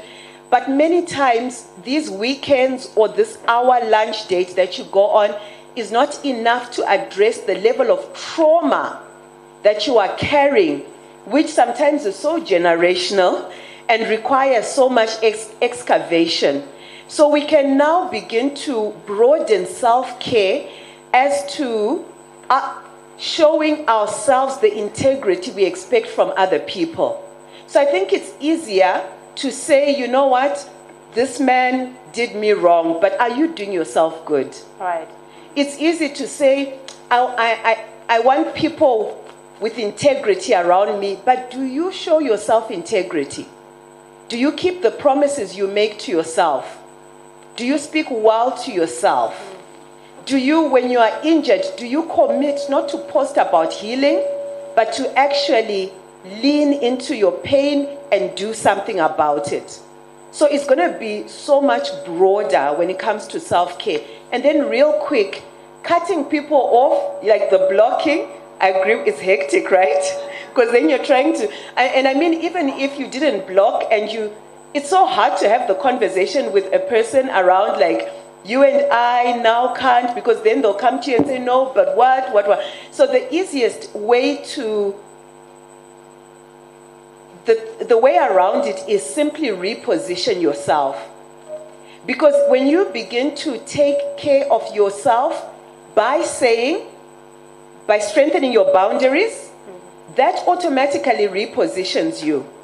So instead of having those hard conversations, you are no longer found accessible because you have repositioned yourself, not because of someone else, but for yourself. You deserve the boundaries. You can say no when you need to say no, and you ought to say yes where you should say yes.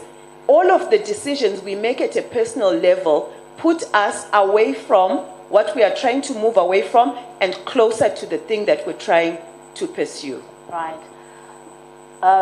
Yes, I want to guide the conversation in the direction that Ms. Chisenga has asked regarding debt, and I think Ms. Chomba, I would like for you to come to it.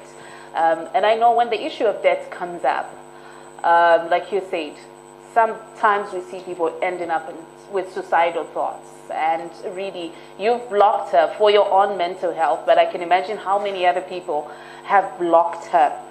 And I'm going to ask this when we come back. Maybe I would allow you to go ahead with your thought, but I want to for you to just be on standby to touch on that aspect as an entrepreneur, financial matters, especially for women entrepreneurs, and how they can navigate that. Ms. Bridget. My lady, that was very powerful. I mean, I was thinking about your question even as we were going on.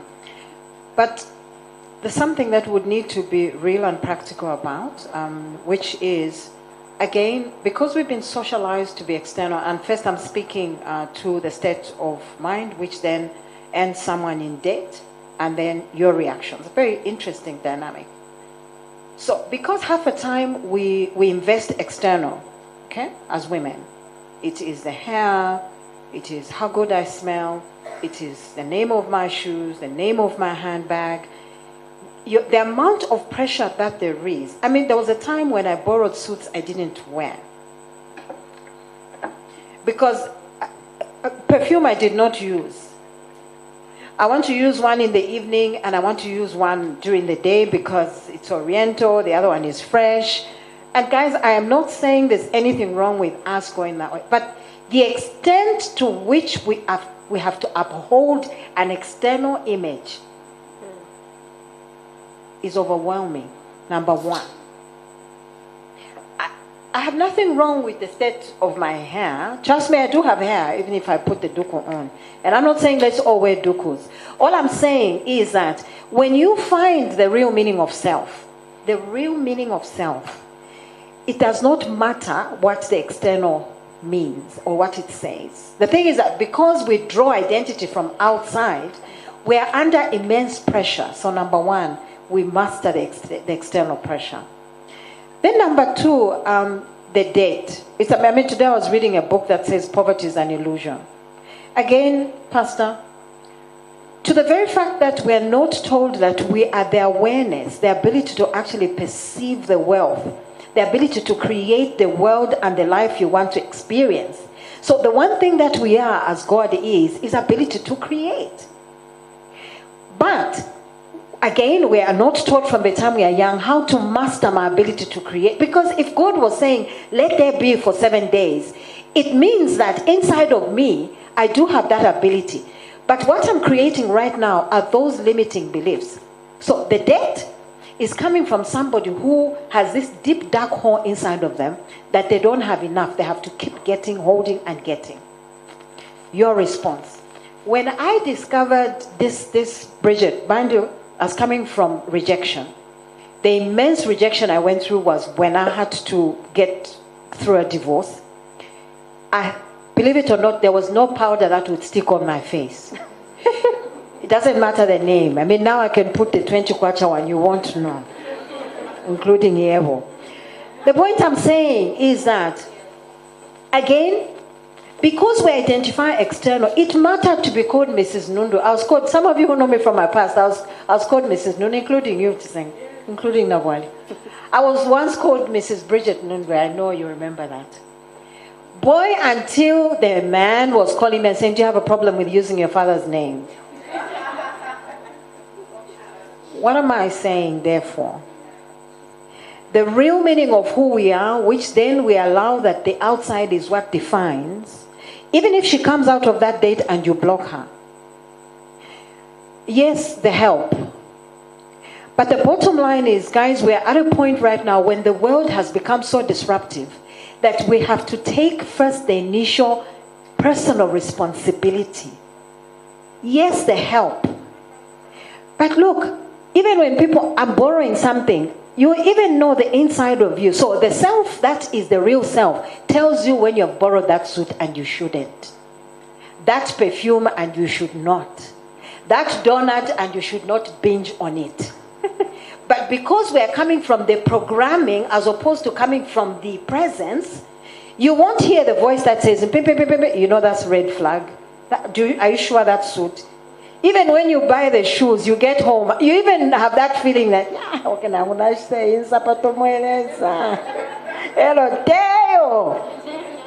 I want you to relate to the fact that the pressure is because the outside has become louder than the inside. Right. Thank you. I thought I should emphasize that. Thank you. Okay, so Ms. Chikondi, we have Ms. Kwali. That will be the last set of questions that we would take. Ms. Kwali, yeah. Ms. Yvonne, then we have Ms. Rachel, the last three. So you wanted to say something. External validation as an entrepreneur. And I'm excited about this particular question. I will tell you why as we go on. Meraki has been there for more than 10 years now, isn't it? Almost 12 now. Almost 12 now. Yeah. So, yes. How did you navigate matters of finances, the mental health as an entrepreneur, trying to scale up and grow your business? But also, let's touch on the external validation as well as an entrepreneur, because I know there's always that pressure of you're an entrepreneur, you have to look a certain way, you have to be a certain way, you have to show up a certain way. Even never Meraki Badia.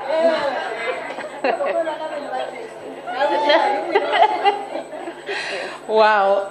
Okay, that's a loaded question. So I think one of the answers to that is, and what differentiates those who want to be validated from those who don't care, is the purpose why you're doing the thing that you're doing.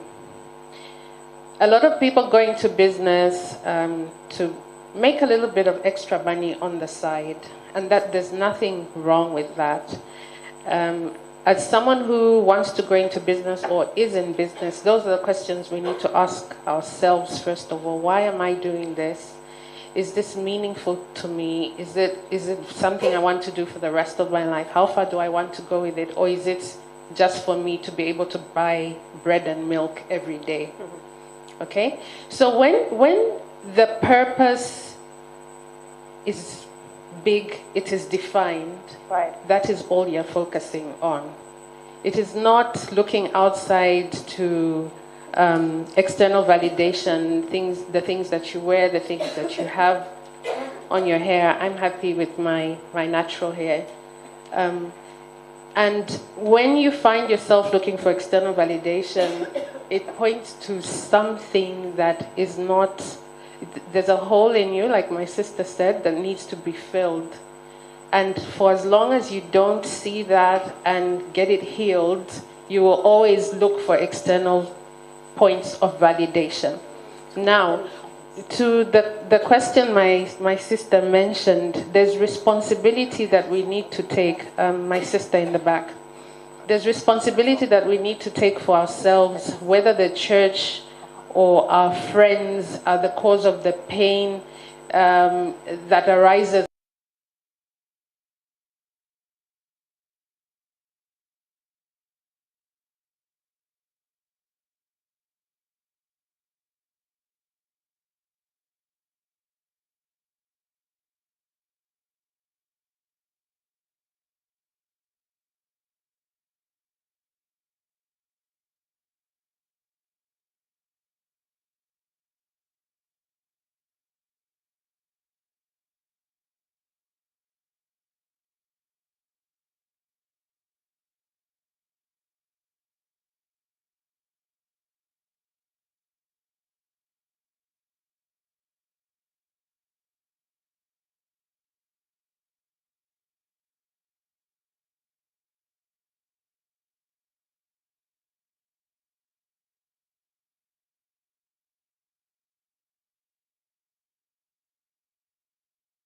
experienced in the area of pain that you're dealing with, let us get that help. And let's do it with responsibility because we value ourselves. Right. I do not shy away from doing that. When I need the help, I go for it.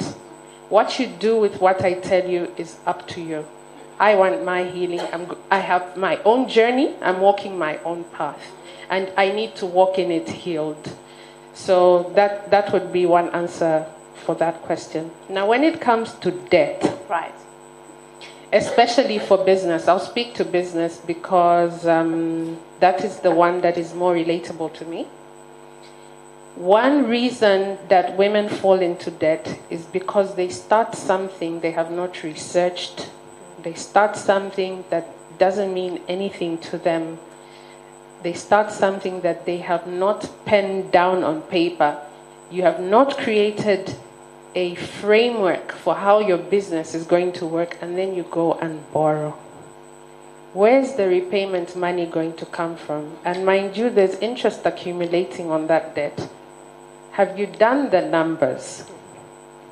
For me, I'd rather go small, start small, reinvest the money that I'm making back into the business until it proves that it deserves a little bit of help from the outside. Then I'll take some money from outside, and it will be very calculated. Part of my conditioning is because in my previous life, I was in the banking space. I was in SME credit for a long time. So I looked at business numbers every day. I looked at loan approvals every day. So I guess that helps. Because I've seen disasters happening in this area. And this is something that we need to be very wary of, ladies. Let's be very academic and intellectual about the decisions that we're making. Let's not just rush in to say, oh, my village banking can actually give me 30 PIN. This is what I'll do. And you get the money. Have you tested that model? Let's not be rushed and random, because it's not going to work. And then you remain with the debt, with interest, and lost relationships at the end of the day. So for me, my answer is let's calculate. Let's calculate our risks. Let's test our models, and then we jump in. Thank you for that. So we intend to wind up by 12:30. 12:30, I believe I could have done a good job if by 12:30 we start networking and having our snacks. So we've got a 30 minutes window to work with on our program. Ms. Chikondi, we'll take more questions. Yes, Ms. Kwali, you can go ahead. Thank you, Nawalia. Finally, sorry, we are mostly ladies. I'm menopausal, so when you take too long, sometimes the thought will go out. I thought I should just respond with regard to what she said. That was very pertinent, I think, with regards to who do you go to when you have an issue? Who do you trust? Who can you take your issue to and feel that it's a safe space? You're within your comfort zone, because all of us are grappling with issues. I felt compelled that I needed to share two things in my church, and because you also mentioned ushers, I'm an usher, and you said you tell the usher, and then my neighbor was telling me that, yeah, your group will be the one to spread the news. So in my church, we have, they're very big on these cell groups. We call them connection groups. So within that, you are supposed to identify someone you can get as an accountability partner. Right. Somebody who you trust, who you know you can have in confidence, so that you are able to share issues or challenges or things you are grappling with, knowing that it will not go beyond. Because like the pastor said, church is us Christians, and we are a work in progress. So there are bound to be issues, like you said. So if you have this accountability partner, it helps. It's less heavy than talking about, seeking professional help. That could be the next step, of course, if the problem persists. But over and above all of this, please, please, please, speak to God. directly yourself. This is an issue I'm grappling with God. And speak to your accountability partner as well. They'll pray with you. This is an issue I'm grappling with. This is what I'm struggling with. When I have issues, it's my first go-to. God, we've got a different picture that God expects us to be perfect. When you go, you should be a good woman or girl or, whatever, mother. But he knows Jesus was on the earth. He knows it's not easy being on the earth. Go to him. There are many places in the Bible where it shows Jesus met that woman at the well. She was not a perfect woman. She was on her 6th husband. But he stood there and he spoke with her. He didn't judge her. He spoke with her very nicely, and she was even converted. She went back to the village and said, come everybody. Come see this man. He knows everything about me. And she was converted. Mary Magdalene was a prostitute, but she was in his inner circle.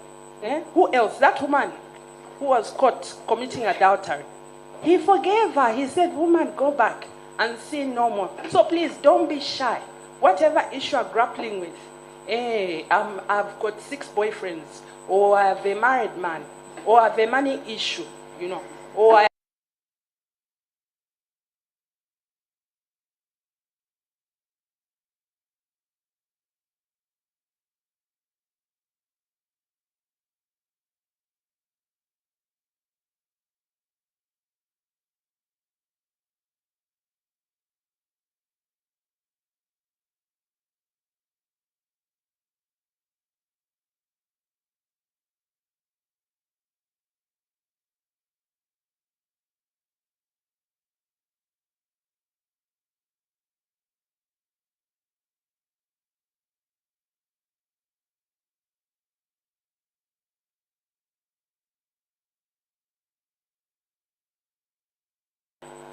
So if you're not a Christian, have an accountability partner. It's very important. We live in a difficult world with many challenges.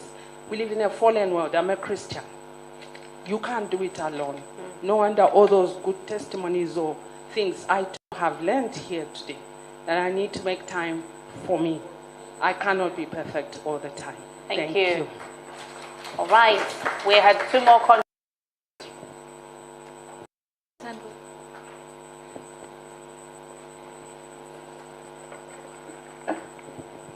Good afternoon, ladies.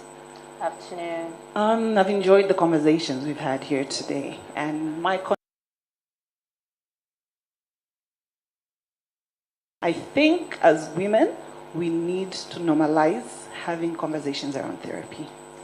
Even as the pastor said, when you have your me time, you go to the spa, it is not enough to deal with some of the trauma we've gone through. These days, if someone comes to me with a problem, therapy has to be in the conversation. Even if it's a problem to do with your child, you're struggling with your child, take the child for therapy. Conversations around work, anything. So I think in our society, we're still at that point where sometimes you are worried about having that conversation because you think, what will the person next to me think if I say I'm going for therapy? But the same way you go to the hospital when you're not feeling well, that's how we should treat therapy. When you've got a flu, you've got a headache, you go and see the doctor. So when you have mental issues, why don't you pick up the phone and make an appointment with a therapist? It needs to become normal. It needs to be part of our self-care routine. So I'd just like to encourage everyone to go for therapy. I've gone for therapy before. It took 2 years before I could actually tell somebody that I've gone for therapy. But yes, it's something that is very helpful and will do wonders for you. Thank you. Thank you, Yvonne. Thank you, Miss Yvonne. Was it one-off, or would you recommend that as and when you do feel the need, you can always go back? As and when. Okay. Thank you, Ms. Rachel. Good morning, everybody. My name's Rachel Tanga from the wonderful group of companies. I want to start by adding to what Sister D mentioned about the accolades that women carry. I think in my generation, I can speak for the millennials, I think we love to win so much. There is the booked and busy narrative that we carry so much. And then in the end, we suffer a lot in the background. You want to be booked and busy. You want to look like you're happening. Yeah. But in the end, in the background, you're also not happy. You have problems that you're dealing with.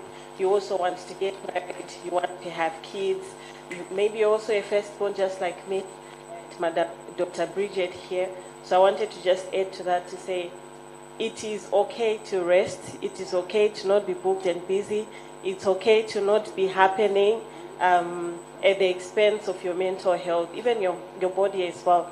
I have Miss 𝗴𝗶𝗿 from ZDA. She's just from speaking. She's always telling me to rest all the time. If you text Miss 𝗴𝗶𝗿 after midnight, she will ask you, why are you texting me? Why are you not sleeping? So thank you for being my accountability partner on that. I have a question for Miss Bridget, because I feel like I relate a lot with you. Trade Kings is a very busy place. Every day you see they're doing a road show, they are giving back, they're at a hospital, there's a new product they are launching. It's a very busy place, and half the time, every time there's communications, there's CSR, there's big events, she is there. And in the background, I'm sure there's also a lot of things that are happening. Wonderful Group is also very booked and busy. Let me use that. What makes us relate is you're coming from an environment that is also male-dominated, and the struggle is now trying to have balance, because you also don't want to lay down the girl child, the woman. You also don't want to slack behind. So you're working, trying to match up the energy with men who have wives taking care of them. We have pastors, maybe therapists as well. So my question would be, how do you strike a balance between work and you? And also, how do you strike a balance between you and wanting to represent the woman in an institution? I think my colleagues here from Wonderful Group would agree. One of the reasons why we decided to do the marathon for the girl child is because our environment is very male-dominated, very much. I think we cannot even speak statistics right now. So everyone from our group of companies, they have it won't be the same, because for me, I'm the booked and busy who has a problem. But everyone has struggled trying to carry the weight for the women, represent. We have Madam Abigail here from Wonderful Industry. She's the commercial lead there. She also has the same pressure. So many men, so much work to do. With our legal department, same thing. So I would like to hear from you who is winning and who is glowing. And yes, so we'd like to hear how you are balancing, and what advice would you give to someone who also wants to represent and also still be there for themselves? Thank you very much. Thank you. And I hope I heard the questions clearly. I'll start with the male-dominated before I speak to the balanced one. So when I discovered my secret weapon, when I say secret weapon, I mean every single woman carries it. It is your intuition. It is operating from your gut. It is, I mean, you can't believe it that by the time I got into Trade Kings 9 years ago, I was the second female. And each time I went into those EXCO meetings, I mean, to talk to people that are already rich, and I arrived there, and I'm coming from a very, very professional background. I had just done PwC, and so I had this very intellectual, high and mighty thing in my head. I was going to quit. Because my intellectual mind was saying, so now an opportunity, they look very good with everybody else, and yet they don't have systems, they don't have this, that, and the other. Meanwhile, the voice in my gut was saying, I'm about to show what I deposit in a woman, even in her silence. So, if I don't put myself together, and your question is very related, okay? So, I exercise intentionally. I can't, so here is my routine so that I can share practical, okay? So The only thing I haven't mastered, and I must be honest, is rest. I'm yet to master that. But whatever I do, doesn't matter what day it is, I'm waking up at 3:45. I don't know, until I got to the point where I said, okay, Lord, yes, thank you. No matter what I do, 3:45, even if I don't use the alarm, I'm up. I use that to pray and to meditate up to 4:30. I've set up a little mini gym in my garage because I couldn't balance with the gym and exercise. And then I journal a lot. That's how I get rid of the noise in my head. And then I plan the day, the to-do list the previous day, so that I don't get overwhelmed the next day. The point I'm trying to drive is that if you don't master the fact that, because remember, when you're in a male-dominated environment, you're on the spot. And believe it or not, for me, it's been living on the spot, and there's a potential risk to prove the fact that no, we were right that it shouldn't be a woman to do this. So that's pressure alone. So to balance that, like I'm saying, has been to live from the gut and then to honor what I don't know. So I wake up every morning and I tell myself, I do not know. And then I intentionally learn. I want you to imagine, my lady, that from one meeting, I'm a caustic specialist. I come out of, I've been looking at some messages, the reason you reason. Another meeting, I'm a milk specialist. I come out of that, now there's mining. I come out of that, starch is being launched. I come out, I have to read, I have to learn, I have to read. So the amount of investment that I have to do in learning, teaching myself, starts from acknowledging my ignorance every day. And then I also learn, especially, I keep young friends. My peers, I have a bit of a problem because I can't, the problems, no, I don't like. The young people, sweetheart, those are your people. I vibe. I keep young friends because then there's positive energy. And then I also don't want to lose the trends, what's happening. But the point I want to say is, it is not operating, it's operating from there. And then courage to do that. On the balance between my life and work. So what you see of me is when I discovered that job, please hear me, job is what you do to get paid for. But work is what you do because God assigned you. So I take my values and work them in Trade Kings like it's my own. Otherwise, so the personal values are what takes me there, because I am not thinking, oh no, it's about the paycheck. No, I'm thinking, okay, God.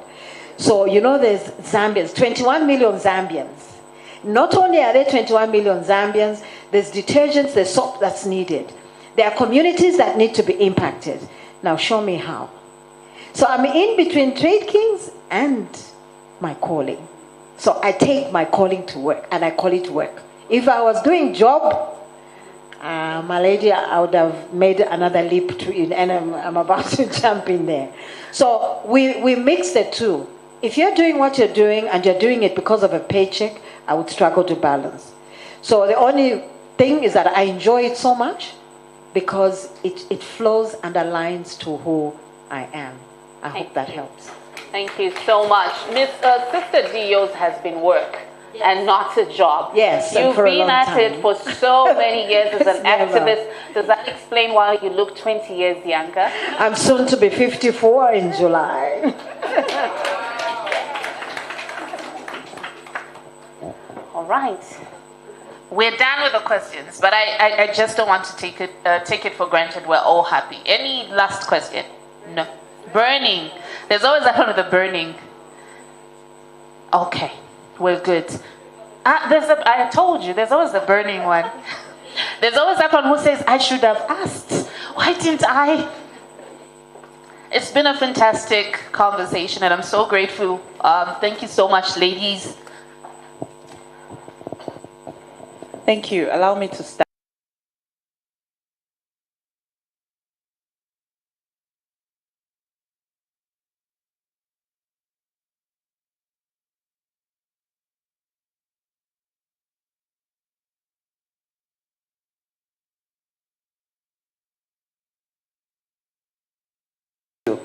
So my call to action to the women is, can we have visibility? Can we hear about you?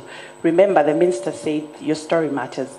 So right now, the pressures that we are facing, the peer pressure, and if we're doing it for the girl child, I want to briefly speak about social media. There's a lot of things going on social media. Our girls need to be inspired. So if you and I are intentional about being loud, about being seen on social media with the things that we are doing, then we're doing something for the girl child. Thank you.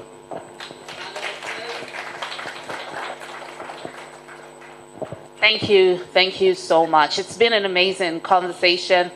In just less than a minute, what does self-love look like, Doc? And then we'll take it around in less than a minute.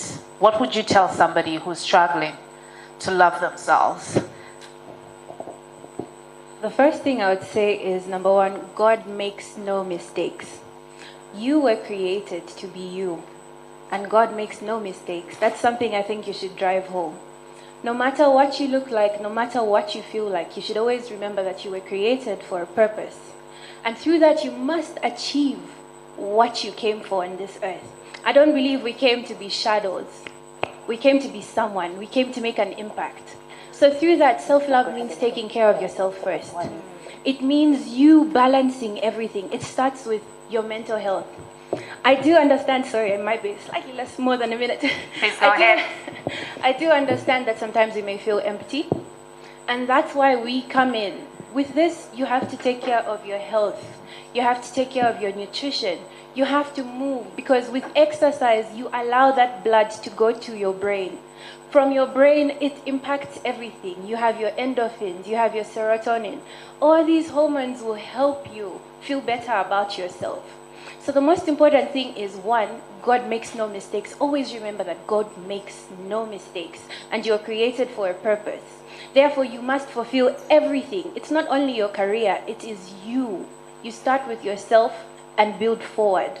Your career, your health, your physical abilities. You should always remember, I did like what Dr. Bridget said about taking her exercise health personally. I do the same. Before I came here, I went to the gym. Every day, invest in yourself. Always know at least 10 minutes of movement is going to go a very long way. It will impact your day, it will impact your life, it will impact how you present to your job and how you give out to everyone around you. So it all starts with you. Fill your cup first, then fill everyone else's cup afterwards. Thank you. Thank you. Thank you so much. For me, self-love, you are the best thing that ever happened. That is what self-love is. I don't know whether these are the last remarks. Yes. Yeah, I just wanted to share this. Psychiatric hospitals. I heard somebody say we only have one, if I'm not mistaken. So I wanted to ask everybody to advocate for more psychiatric hospitals for our wellness.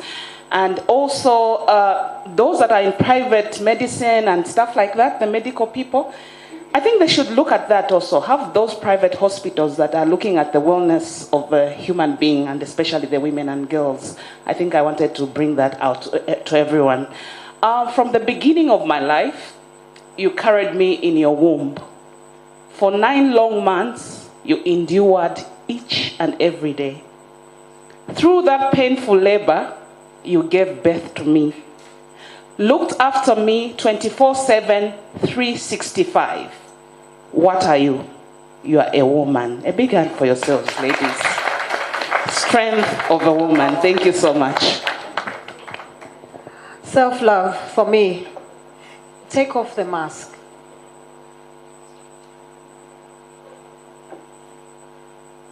Take off the mask. It's enough. But the only reason it's enough is because you are enough. I want you to imagine what it means to wear a mask on top of original.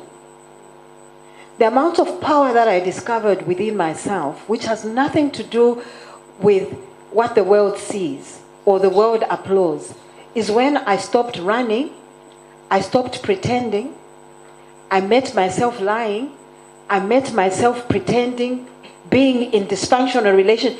The amount of investment that I had done in my dysfunctional me, when I unplugged out of that, I then discovered that the power that I've been looking for outside is actually within me. So that mask, those shoes, I take out, people are always asking me, so how many vitenges do you have? I even take them out. And sometimes I'm saying, it's because of camera sometimes, but more than that. And I'm not saying we shouldn't look after ourselves. I'm saying, master the shadow. Because the shadow is carrying quite a bit of your essence. And the shadow is the person you are showing to the world. You want the world to see you in a certain way. When the world stopped to exist for me, I started to live as me. When you take off that. Secondly, and last, live like you're the only project that exists. The only project that exists. Because when I discovered Project Me, is when I created what I'm calling Be Woman by Nature. And I want to invite you, please follow the Be Woman page on Facebook. We have just rebranded it. The whole idea is healing for the women, self-mastery for the woman. It is your personal brand. So my lady, your personal brand is not your clothes or what you look like. Your personal brand is your energy type. We all have an energy type. We all have an essence. So be a woman because you're a woman by nature. Thank you so much. So Chawezi, you're our last born. So I'm serving you for last as the youngest in the room. And because you're the girl child on this panel. Doing it for the woman and for the girl child. Ms. Tromba. Okay, so for me, loving yourself begins with first knowing yourself, knowing who you are, knowing why you are here. It's very hard to love something you don't know. Or if you don't know yourself, how do you love yourself adequately? Right. It begins from there. Secondly and lastly is invest in yourself. Invest in your learning continuously. Invest in your growth, in your well-being, in your leadership, in your wisdom, and most especially in your Christian walk. Invest in all those areas. We are all trying to do so many things, become very many things. We cannot leave behind our well-being and our growth because we're taking them along with us. And the more we grow, the better we become. Thank you. Thank you. I would say fix your ecosystem. I want you to know that it's not just the one thing you choose to address that's going to solve your entire life. Because sometimes we fix one thing and then we go and contaminate ourselves with the rest of the decisions we've made. So analyze your entire ecosystem. I have what I like to call relationship 360. And if you think of a vertical and a horizontal line, the top part of the vertical line are your relationships of honor. Go back to your family system, like Dr. Bridget said. Analyze the relationships that have influenced you, those generational patterns and tendencies that you have the power to break. The bottom part of that vertical line are your relationships of purpose. The value that any living, breathing soul has is premised on the impact they make in the world by being a blessing to other people. The only reason anybody would want to take a selfie with me is because of the work I do. Not anything, not any material thing. Our true value, the reason you pay so much money for that iPhone is because of the problems it can fix for you. I'm a worker. I serve people. And that's where the value of Pastor Gladys comes from. You must bring up other people. You don't need to have a platform. You don't need to register an organization. But there is that little cousin. There's a niece. By the way, the girl child is going to fall in love with the boy child. There's that nephew. There's that boy who you need to nurture and speak life to. The horizontal line on the right hand speaks to your right hand people, your peers. Sometimes all it takes for me is to give my sister in Zimbabwe a call. I don't even tell her the issue, but there's such a thing called sibling therapy.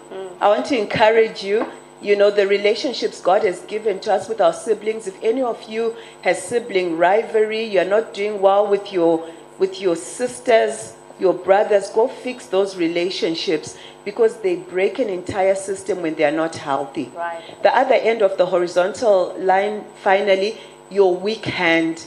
That's where your coaches, your mentors come in. Mentorship is a gift that you have that you don't pay the price for, that someone else has already paid. I'm here with my mentee, 𝗵𝗶𝗶. And 𝗵𝗶𝗶 is, are you 30 yet? She's not even 30 yet. I am 50 next week, huh? Yes, so universe, bring the love. So, yes. I don't teach 𝗵𝗶𝗶 what I knew at 25. I teach her what I know at 50. So at 25, she has an advantage of knowing everything that a 49, almost 50-year-old woman knows today. So fix your ecosystem and you will thrive. Ms. 𝗙cie, you have an opportunity.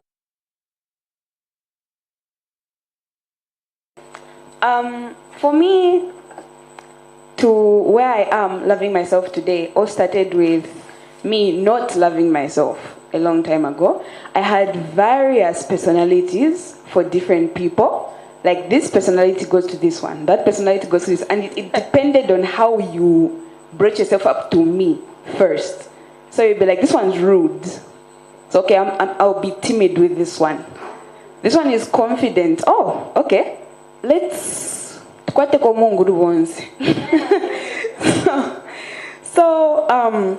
and I didn't like that because I wasn't finding myself and I didn't know who I was. So I didn't know if I should love myself or not. My self-love was also coming from the people that supported me away from the stigma that I was facing from the fact that I'm albino. Others used to stay away from me because they were scared of me. But I loved the people that were with me and told me that you're perfect, you're very beautiful, you're uniquely you. You are Black Person 2.0. You are special edition beautiful. And my family, I love those people. Because every time I would be so low, without even addressing it or noticing it, they would hold a family movie night on Friday, and they would pick a movie that would boost my self-esteem. Like, example, Wanda. I watched that child that was ugly, that was born ugly. People hated him. People didn't want to be near him. But there was that one friend and his family that supported him. And I was like, okay, cool. I related to that. And I like it. And the other one, for Can You See Us? The Zambian Netflix. I loved that movie. And they made me watch it. Held a movie night. And I built myself with the people that are around me who loved me. I separated myself from the people that were giving me bad vibes, bad energy, and bad stuff like that. And I found myself, I stopped splitting personalities. I started testing people. That, okay, here's the real me. If you like me, I'll stay. If you don't like me, I'm leaving. And my twin brother is the only one that knows the whole of me. Like, I might filter myself with other people because I'm trying to be careful. But with my twin brother, he knows everything. And I might be figuring out myself because I still have a long way to go, but I love the progress right now. Like, I love myself right now. And trust me, 𝗙cie, we love what we have seen. And now I understand why Dr. Bridget was saying she likes Gen Zs. Yes. All right, ladies, shall we all be upstanding? Up next will be Miss Anastasia Lundu, who will be coming to talk to us. But I just want us to do an exercise. And 𝗙cie is going to help me. There are those things that you were saying. In your generation, they say vibing. Yes. You were saying you're beautiful. There's something else that you said? You're uniquely? Special edition. So I want you to lead us in telling ourselves just what you said. Can I pass on the microphone to you? Ah, there you go. All right. So I'm going to count up to 3, and you will give us those words of affirmation as we close the panel discussion. 𝗙ecie, are you ready? Yeah. Oh, take the mic, my lady. 1, 2, 3. You're uniquely you. Yes. Special edition. Yes. VIP black. Yes. So that was a drill now. So you will say I am, and we'll be responding to telling the same to ourselves, okay? So uniquely you, special edition, VIP black. Okay. Shall we go? Yes. All right. 1, 2, 3. You are uniquely you. You are special edition. You are VIP black. Woo! VIP black. Thank you so much. Ladies and gentlemen, you may take your seats, and thank you so much to our beautiful panel. Thank you for all the nuggets. We appreciate you. And thank you so much for doing this for the woman, for the girl child. It's now my honor and privilege to call upon Miss 𝗙ecie Lundu. She's Executive Director, 𝗴𝗶𝗿. Let's give her a round of applause.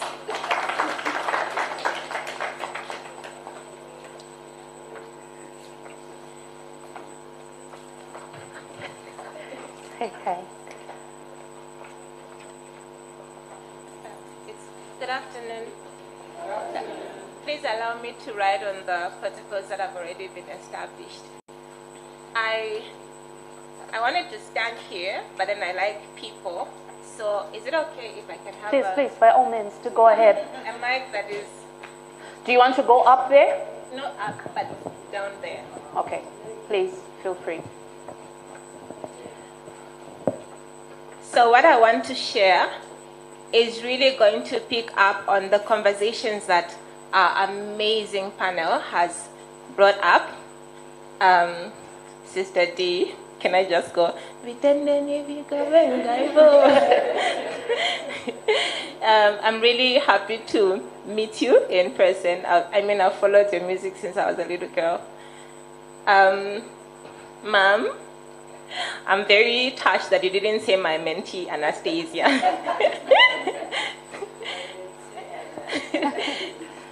All right, ladies and gentlemen, thank you so much to the wonderful group for the opportunity that they have given me to stand here and just have this chat with you.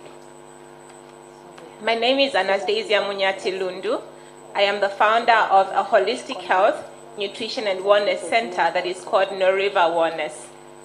So you might ask 𝗴𝗶𝗿𝗹. So I went through a journey that started with COVID-19. Before COVID, I was very active, very tiny. I used to run. 10 kilometers was a very small mountain for me. COVID hit, and that was 2021. My health started to deteriorate from that point. So the first episode that I had, when I got out of it, I thought, let me go back on the road. So I started to run, and my feet felt like I was stepping on coals of fire. How many of you had COVID back then? And you experienced the burning feet? Okay, every symptom was unique to everybody. So I went back to run, and I couldn't run. I felt like I was stepping on coals of fire. So I went back home, and I'm like, oh, apparently I'm not yet healed. So little did I know that that was the beginning of hell for my life. So that year I had COVID twice. One of the incidences almost got me to say goodbye to the earth. So I was rushed to the hospital. We got to the hospital. My oxygen levels were really, really low. And fortunately, because in my home we kind of established this thing about traditional medicines, Luena and everything. So as we were going to the hospital, I was in a bucket of Luena like this. So when we got to the hospital, they checked my oxygen levels. Was very, very low. So they're trying to figure out oxygen and everything. By the time they're coming back, my saturation had gone back up. So I didn't have to have an oxygen So fast forward, by the time it's 2024, I have had COVID 6 times. Once every year. So unfortunately, when you've had multiple COVID episodes, it meant that my immune system was very suppressed. I started having migraines. I stopped interacting with people like this. If I'm speaking like this, I can't talk this fast anymore because I need to catch my breath. I was wearing a mask from 2021 all the way up until last year, the beginning of the year. I stopped going to church for a whole year. I literally just stopped functioning.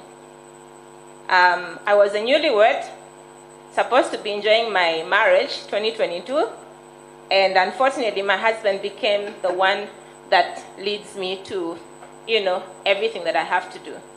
So that, I developed cardiac failure, stage 1 diastolic heart failure. My feet were this swollen. Sinuses continuously inflamed. Even talking couldn't happen because of my heart health. So last year, I was at 96 kgs, obese, endometriosis, PCOS, hormonal imbalances, name it all. Perimenopausal, menopause symptoms, everything that an old person experiences, I experienced that. I mean, for my age.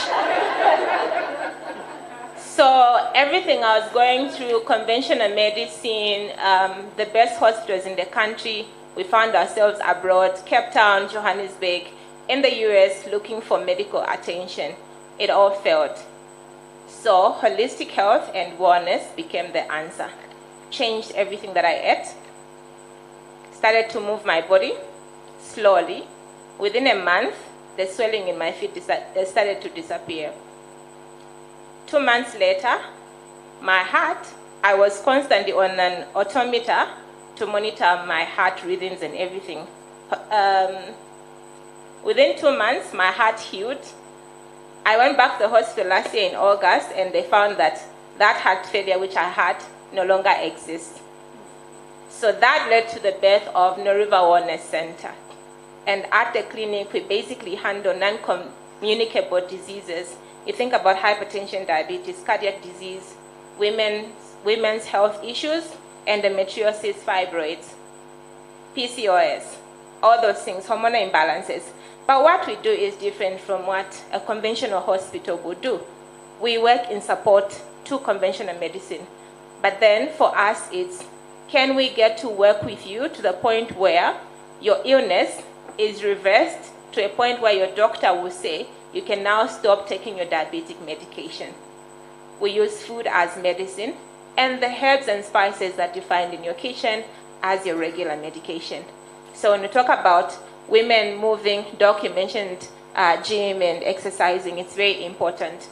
But then, even if you can't afford to use a gym, the basic you can do is just walk 30 minutes daily. It's free of charge. That really transforms your health as a woman. And so it doesn't have to be that complicated. When you're dealing with obesity issues and dealing with matters of weight loss, you don't have to starve yourself. You still eat your food. You just have to learn the right way to do it, and then you lose the weight. I'm at 63 kgs, girl, from 96 kgs under 1 year. I don't have heart disease anymore. I do not have endometriosis anymore. I do not have hormonal imbalances anymore. The hot flashes are gone. I don't have menopausal symptoms anymore. I no longer suffer from fibroids. All I did is just choose to go the holistic health and wellness way. And I'm not taking any medication for any condition that I used to have. So basically, this is how wellness for me looks like. Even when we look at our mental health, which is the conversation for today. You see, there's a relationship between your brain and your gut.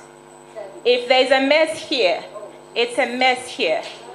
The brain fog that you have, the migraines that you have, the forgetting this and that, if you clean here, it cleans here. we recently had somebody come we were about to give you a round of applause. Thank you. So, 2 seconds. We recently had a gentleman come in, and he's been on antidepressants for like 6 years. So he came in, and we just did some protocols for him. Within a week, he called and he said, I'm now able to sleep. I'm not even taking my medication anymore, and I can feel that I'm getting where I'm supposed to be in terms of my mental health. So it just changes with what you eat, and then your health will improve. Thank you. Thank you so much. Thank you, Ms. Anne.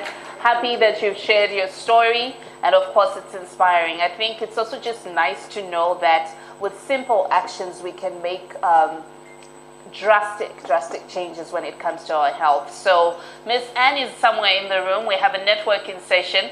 So you will sit with her and ask her how she did it, because that fog that you're talking about, the forgetting where the phone is, sometimes even where you parked at the shopping mall, or forgetting you had a report that you needed to hand over at some point, right? Maybe even forgetting your line of thoughts when you start talking. Anne is in the room.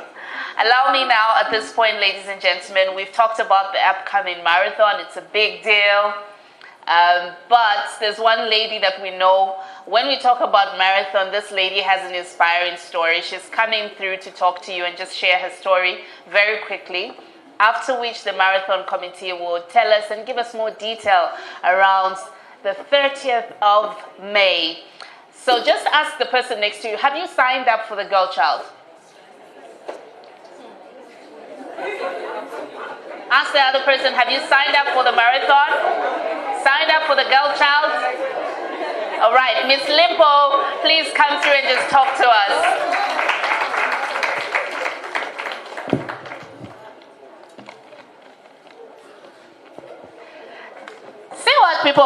You see what fitness people do?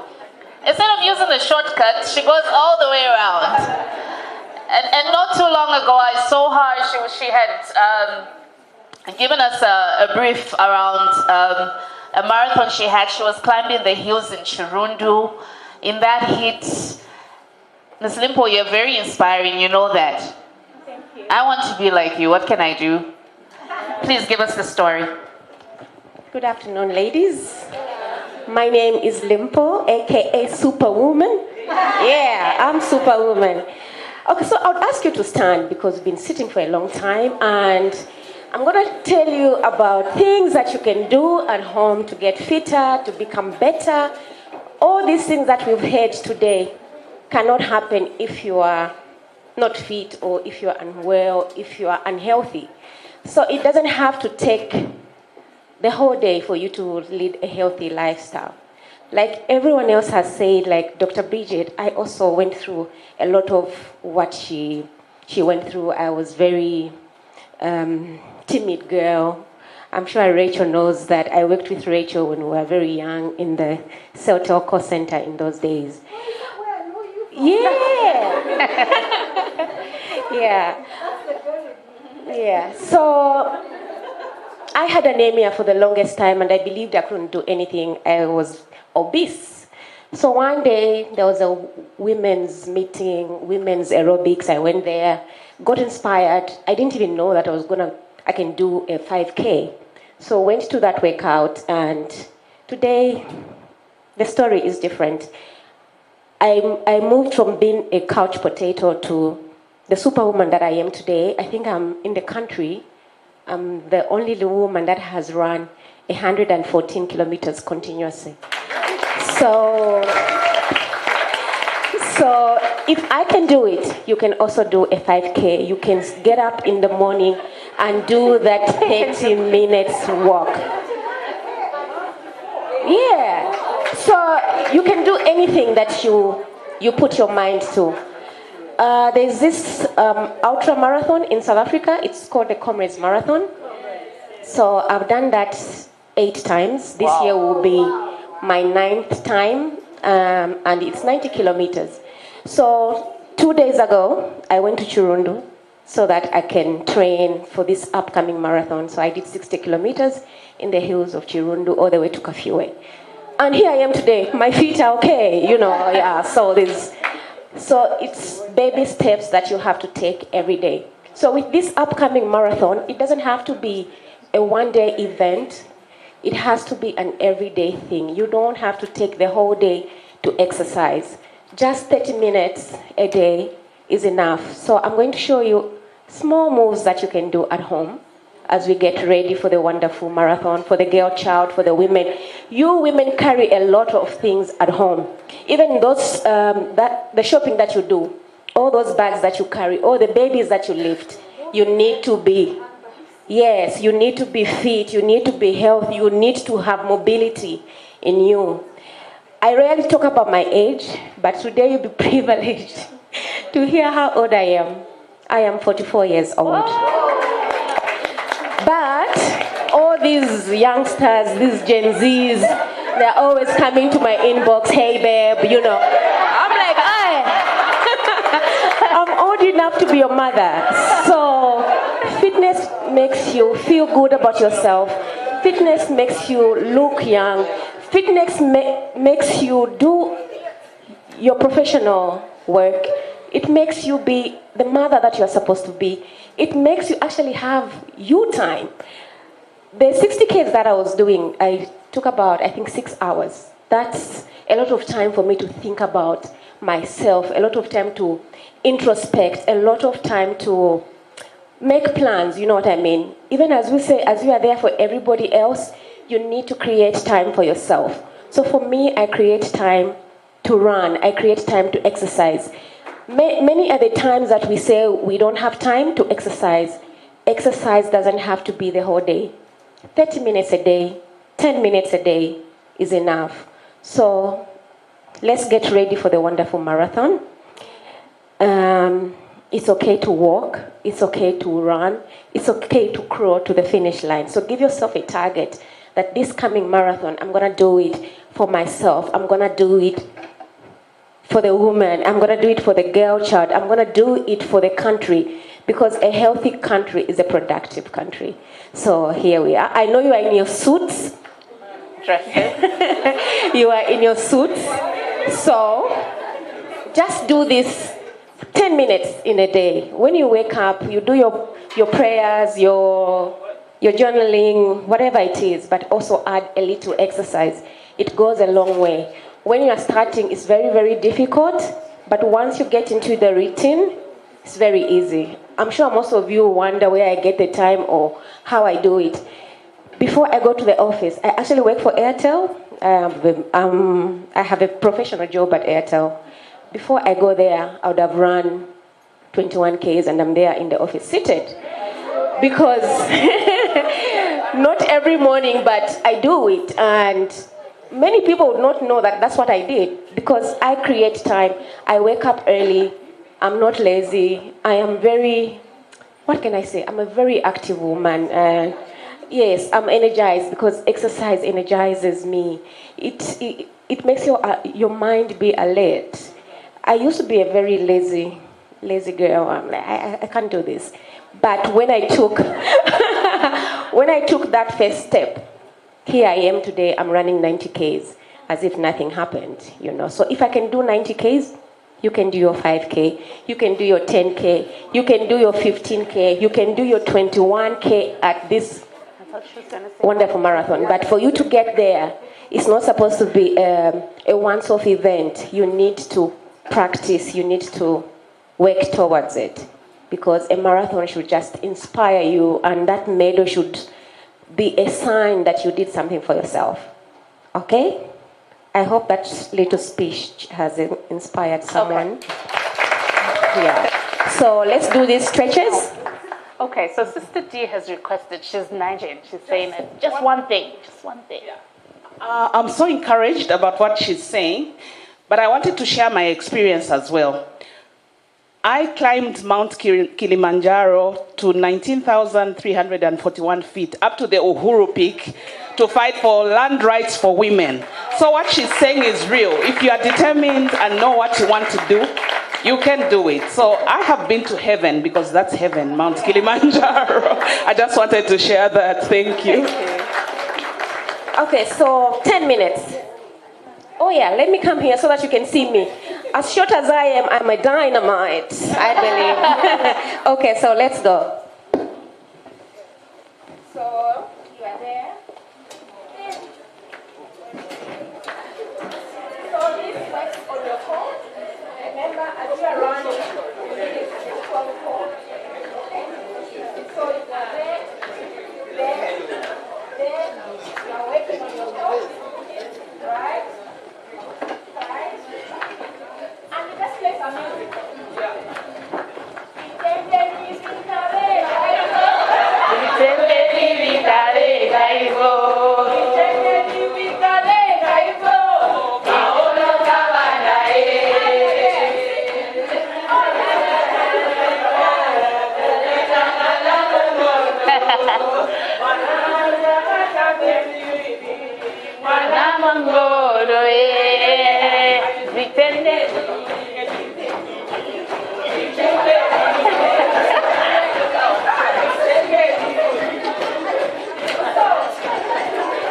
So these are simple things that you can do. Thank you very much. Thank you, Ms. Limpo, and I believe that with that we are definitely ready for the marathon. And in the spirit of being ready for the marathon, yeah, guys, how long was that? It was just a minute and I can hardly breathe. Limpo, that message was definitely for me. Miss Anne, that was definitely for me as well. Like 1 minute and I can't even breathe, guys. It is my honor and privilege to call upon from wonderful group, Miss Rachel and Miss Chikondi, to come and run us through the upcoming marathon, the details that we need to know. A round of applause.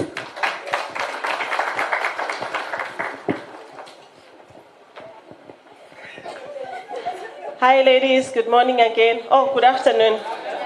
I'm trying to catch my breath from the 1 minute of working out. So we don't want to waste more time from you. Of course, we started a little bit late, so I'd like to apologize for that. So we'll make our briefs very quick and very exciting.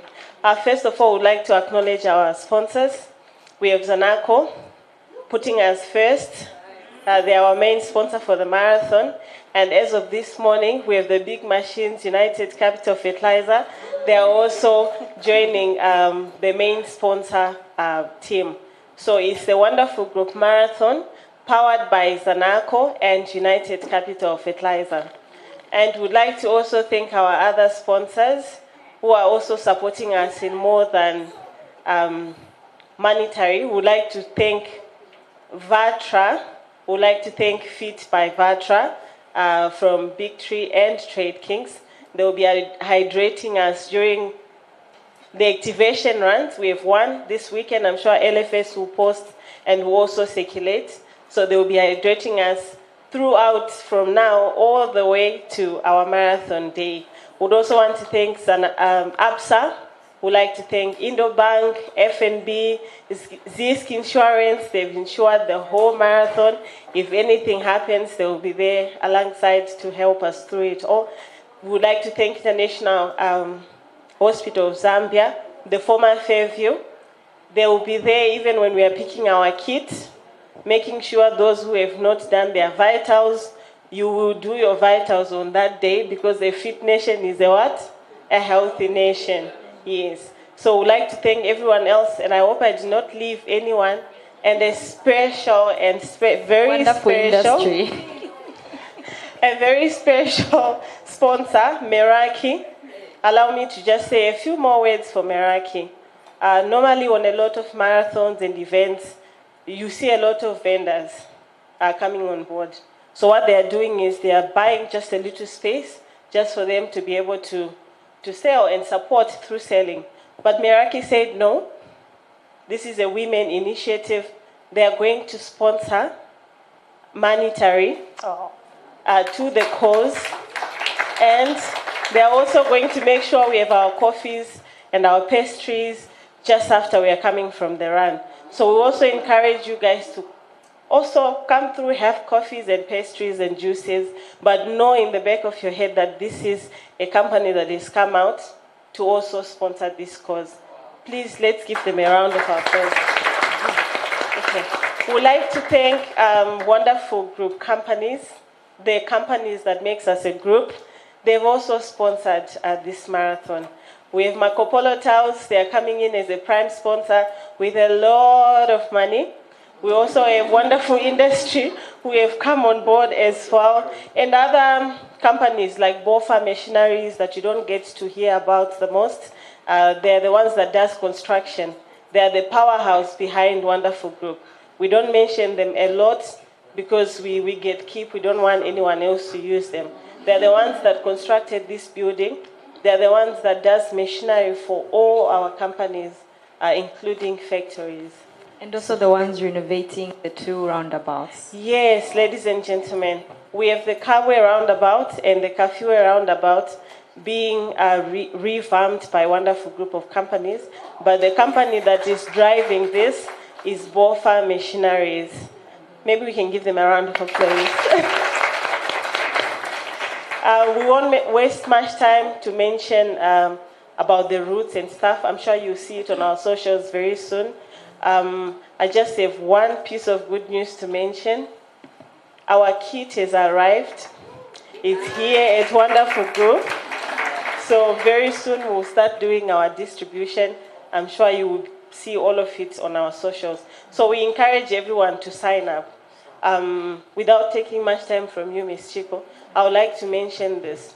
A lot of companies have come to ask what it is that we are doing for the girl child. You can't say the girl child without doing anything. Our answer is very simple. We are advocating. We are calling on everyone to do something for the girl child, protect the girl child, support the girl child. The cause is so broad. Even alone, we won't be able to be successful in it. But the more people that can come on board to support, the better. Meraki, we know you have the chocolate cake, you have all sorts of different cakes. If we can have a pink cake that day for the girl child, we really, really appreciate. International Hospital of Zambia, they've been doing some services that are free for women. We applaud you. If we can have more of that, that would be great. We will be grateful. Sanako, they have women banking together with other banks that are here. Zisk Insurance. So we are calling everyone to join in this cause. Even in our homes, we can all do it. So thank you once again, and I will leave it to Ms. Chico to give us the exciting parts of the marathon. Thank you. Good afternoon, ladies and a few gentlemen. So one of the gentlemen walked up to me and he said, these meetings for women, so there's even no break. You guys just keep talking and talking and talking. I think we could have done this the whole day. I think for me, there were some parts that were touched inside of me that maybe I didn't even know that I had maybe some trauma. And at some point, I felt like I needed a hug. But I'm just happy that we had this meeting, and now I know someone spoke about therapy. I think I must really consider therapy. I must really consider it. But so just wanted to give a few details about the marathon. So it's on the 30th of this month. If you haven't signed up, places are feeling like the cake from Meraki. So you ensure that you just register. So it's a 500 kwacha. We have a discount for women because it's for the girl child. It's for the woman, which is 480. We've slashed the 20%. A 20 kwacha actually. And also for the girl child that is below. Why you? Isn't that not a discount? Even 2% is a discount.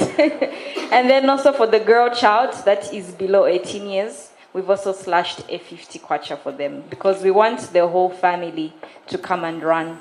So another detail that we wanted to share about the marathon is that after we finish running, we have what we are calling the wonderful concert. This is the part where you clap. We have the wonderful concert. So Sister D is actually one of the people that are going to be performing. There's a whole lot of other artists that I can't disclose now, but just stay glued to our Facebook page. That is the Wonderful Group Marathon, and we'll share the details. So we can't wait for all of you on the 30th. Like Limpo said, if you can't walk, if you can't run, you can walk. And if you can't walk, you can crawl, so long as you get to the finish line. So let's come out together in numbers and come and support the girl child, the woman, and Zambia at large. Thank you very much. The artists are actually 12 as of today. There's a lot of artists, there's 12 of them. Can I mention that Pastor Washi is coming for the girl child as well? Yeah, a whole lot of artists are coming on board. So we look forward to seeing you. Please come. If not for you, for the girl child, for your daughter, for your mother, please do come. We'll see you at the start, at the starting line. Thank you very much, ladies. Yes. Thank you so much, ladies. Indeed, we'll see you at the starting line and at the finish line as well. Round of applause for Ms. Rachel and Ms. Chikonti. We are in the dying minutes of our program, and of course, we're closing with closing remarks that will be delivered by Ms. 𝗵𝗶𝗶𝗹. I think she's a lady. Let's support her. Let's give her a round of applause. Thank you. Thank you so much.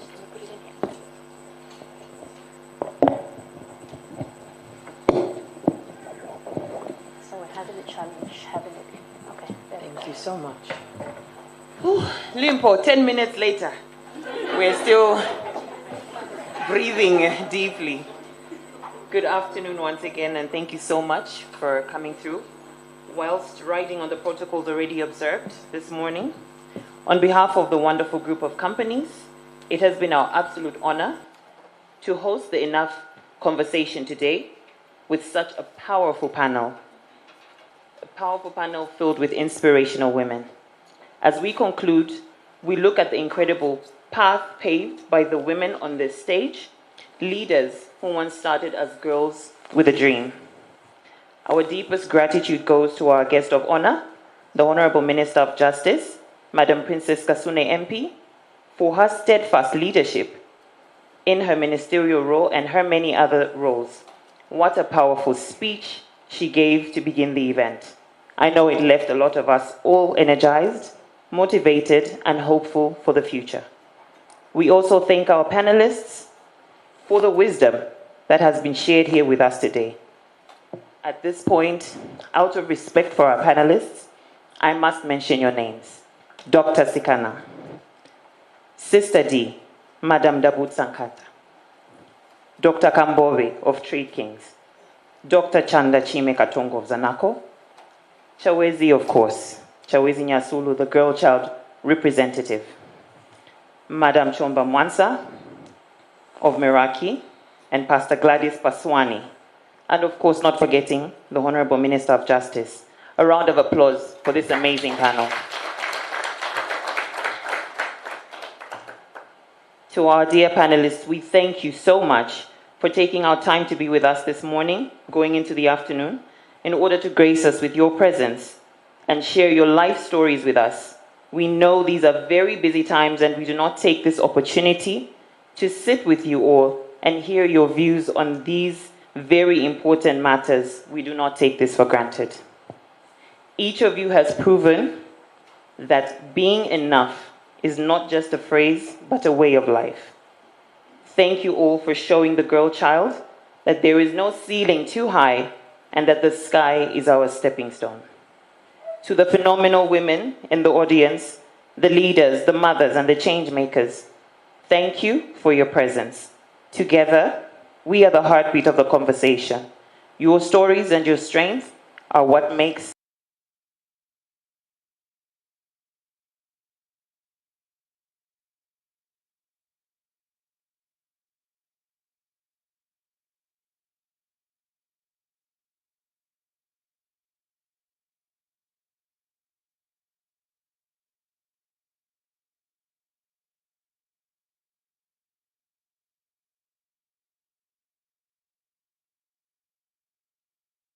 lifting of a nation. Let us not just leave this room, let us take this spirit back to our homes and communities for a better and stronger Zambia. Thank you all for joining us, and we will see you at the marathon. Thank you so much.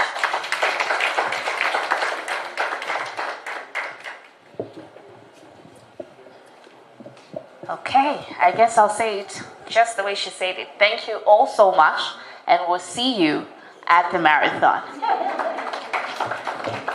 It's been a very beautiful day. It was meant to be like this. It was meant to empower us, make us introspect. It was about being vulnerable and open. It was about calling out that little girl child and bringing her out so that she can thrive. So thank you so much for being here, whether as a sponsor, as an invited delegate, as a panelist, or as a director of ceremony. Thank you all for making it possible. We love you, especially the MC. Oh, talking about the MC, so I think I already mentioned that I had let go of my corporate job because I was really carrying so many things. And it got to a point where I said, you know what, some things need to be dropped. And I did let go of my corporate job. And I remember one thing my boss, when I was saying bye to him, he said, you know what, I will allow you to just go and rest because I think you need it.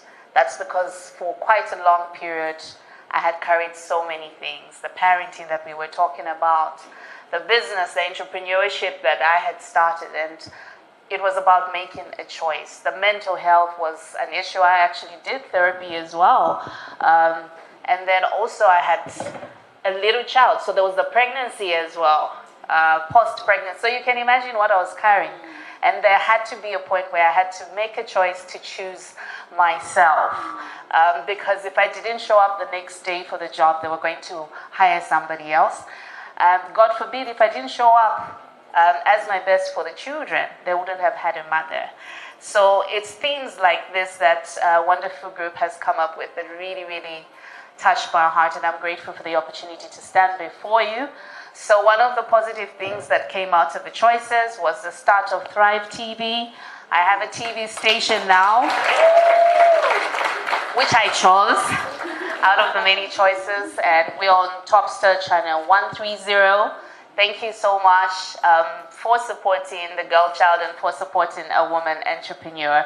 So we look forward to doing this for the girl child. Thrive TV will be there to carry live the marathon and everything, because we need to take this message of the girl child out there. Thank you so much. And now we draw your attention to the screen. Okay, to the wonderful screen.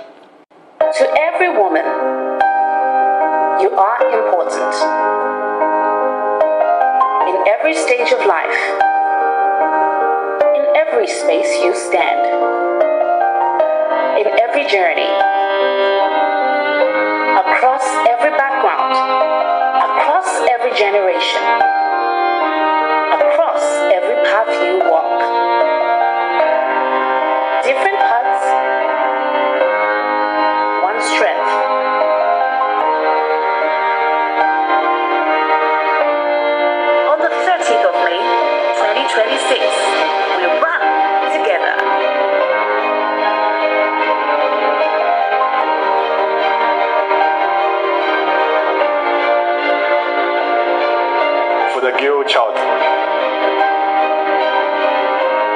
For the women.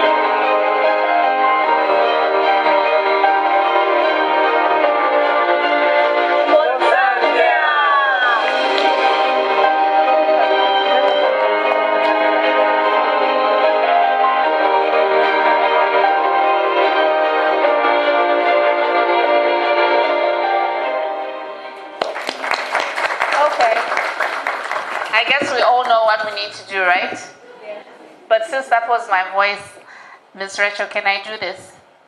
When I say on the 30th of May, you say, we ran together. Can we do it? Okay. On the 30th of May, we ran together. No, let's do it again. Ms. Bridget, please, everybody get up, because after this, you will be going for your meals. Okay. So we add the last bit for the girl, for the woman, and for them afterwards. Let me see so that I can make sure I can see it. And you know why I'm doing this? Because I know that there are cameras that are capturing. So when they do their documentary, it will look so pretty. Okay. So did you say we say for the girl child? For the women? Uh-huh. Okay. Are we going to remember? Okay, perfect. On the 30th of May, we run together for the girl child, for the women, for Zambia.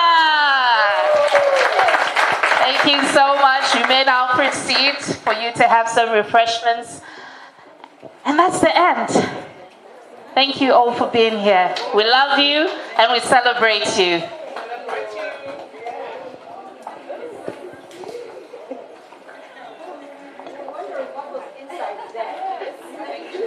Do we have to announce some goodies? Or everybody will be given it? Oh.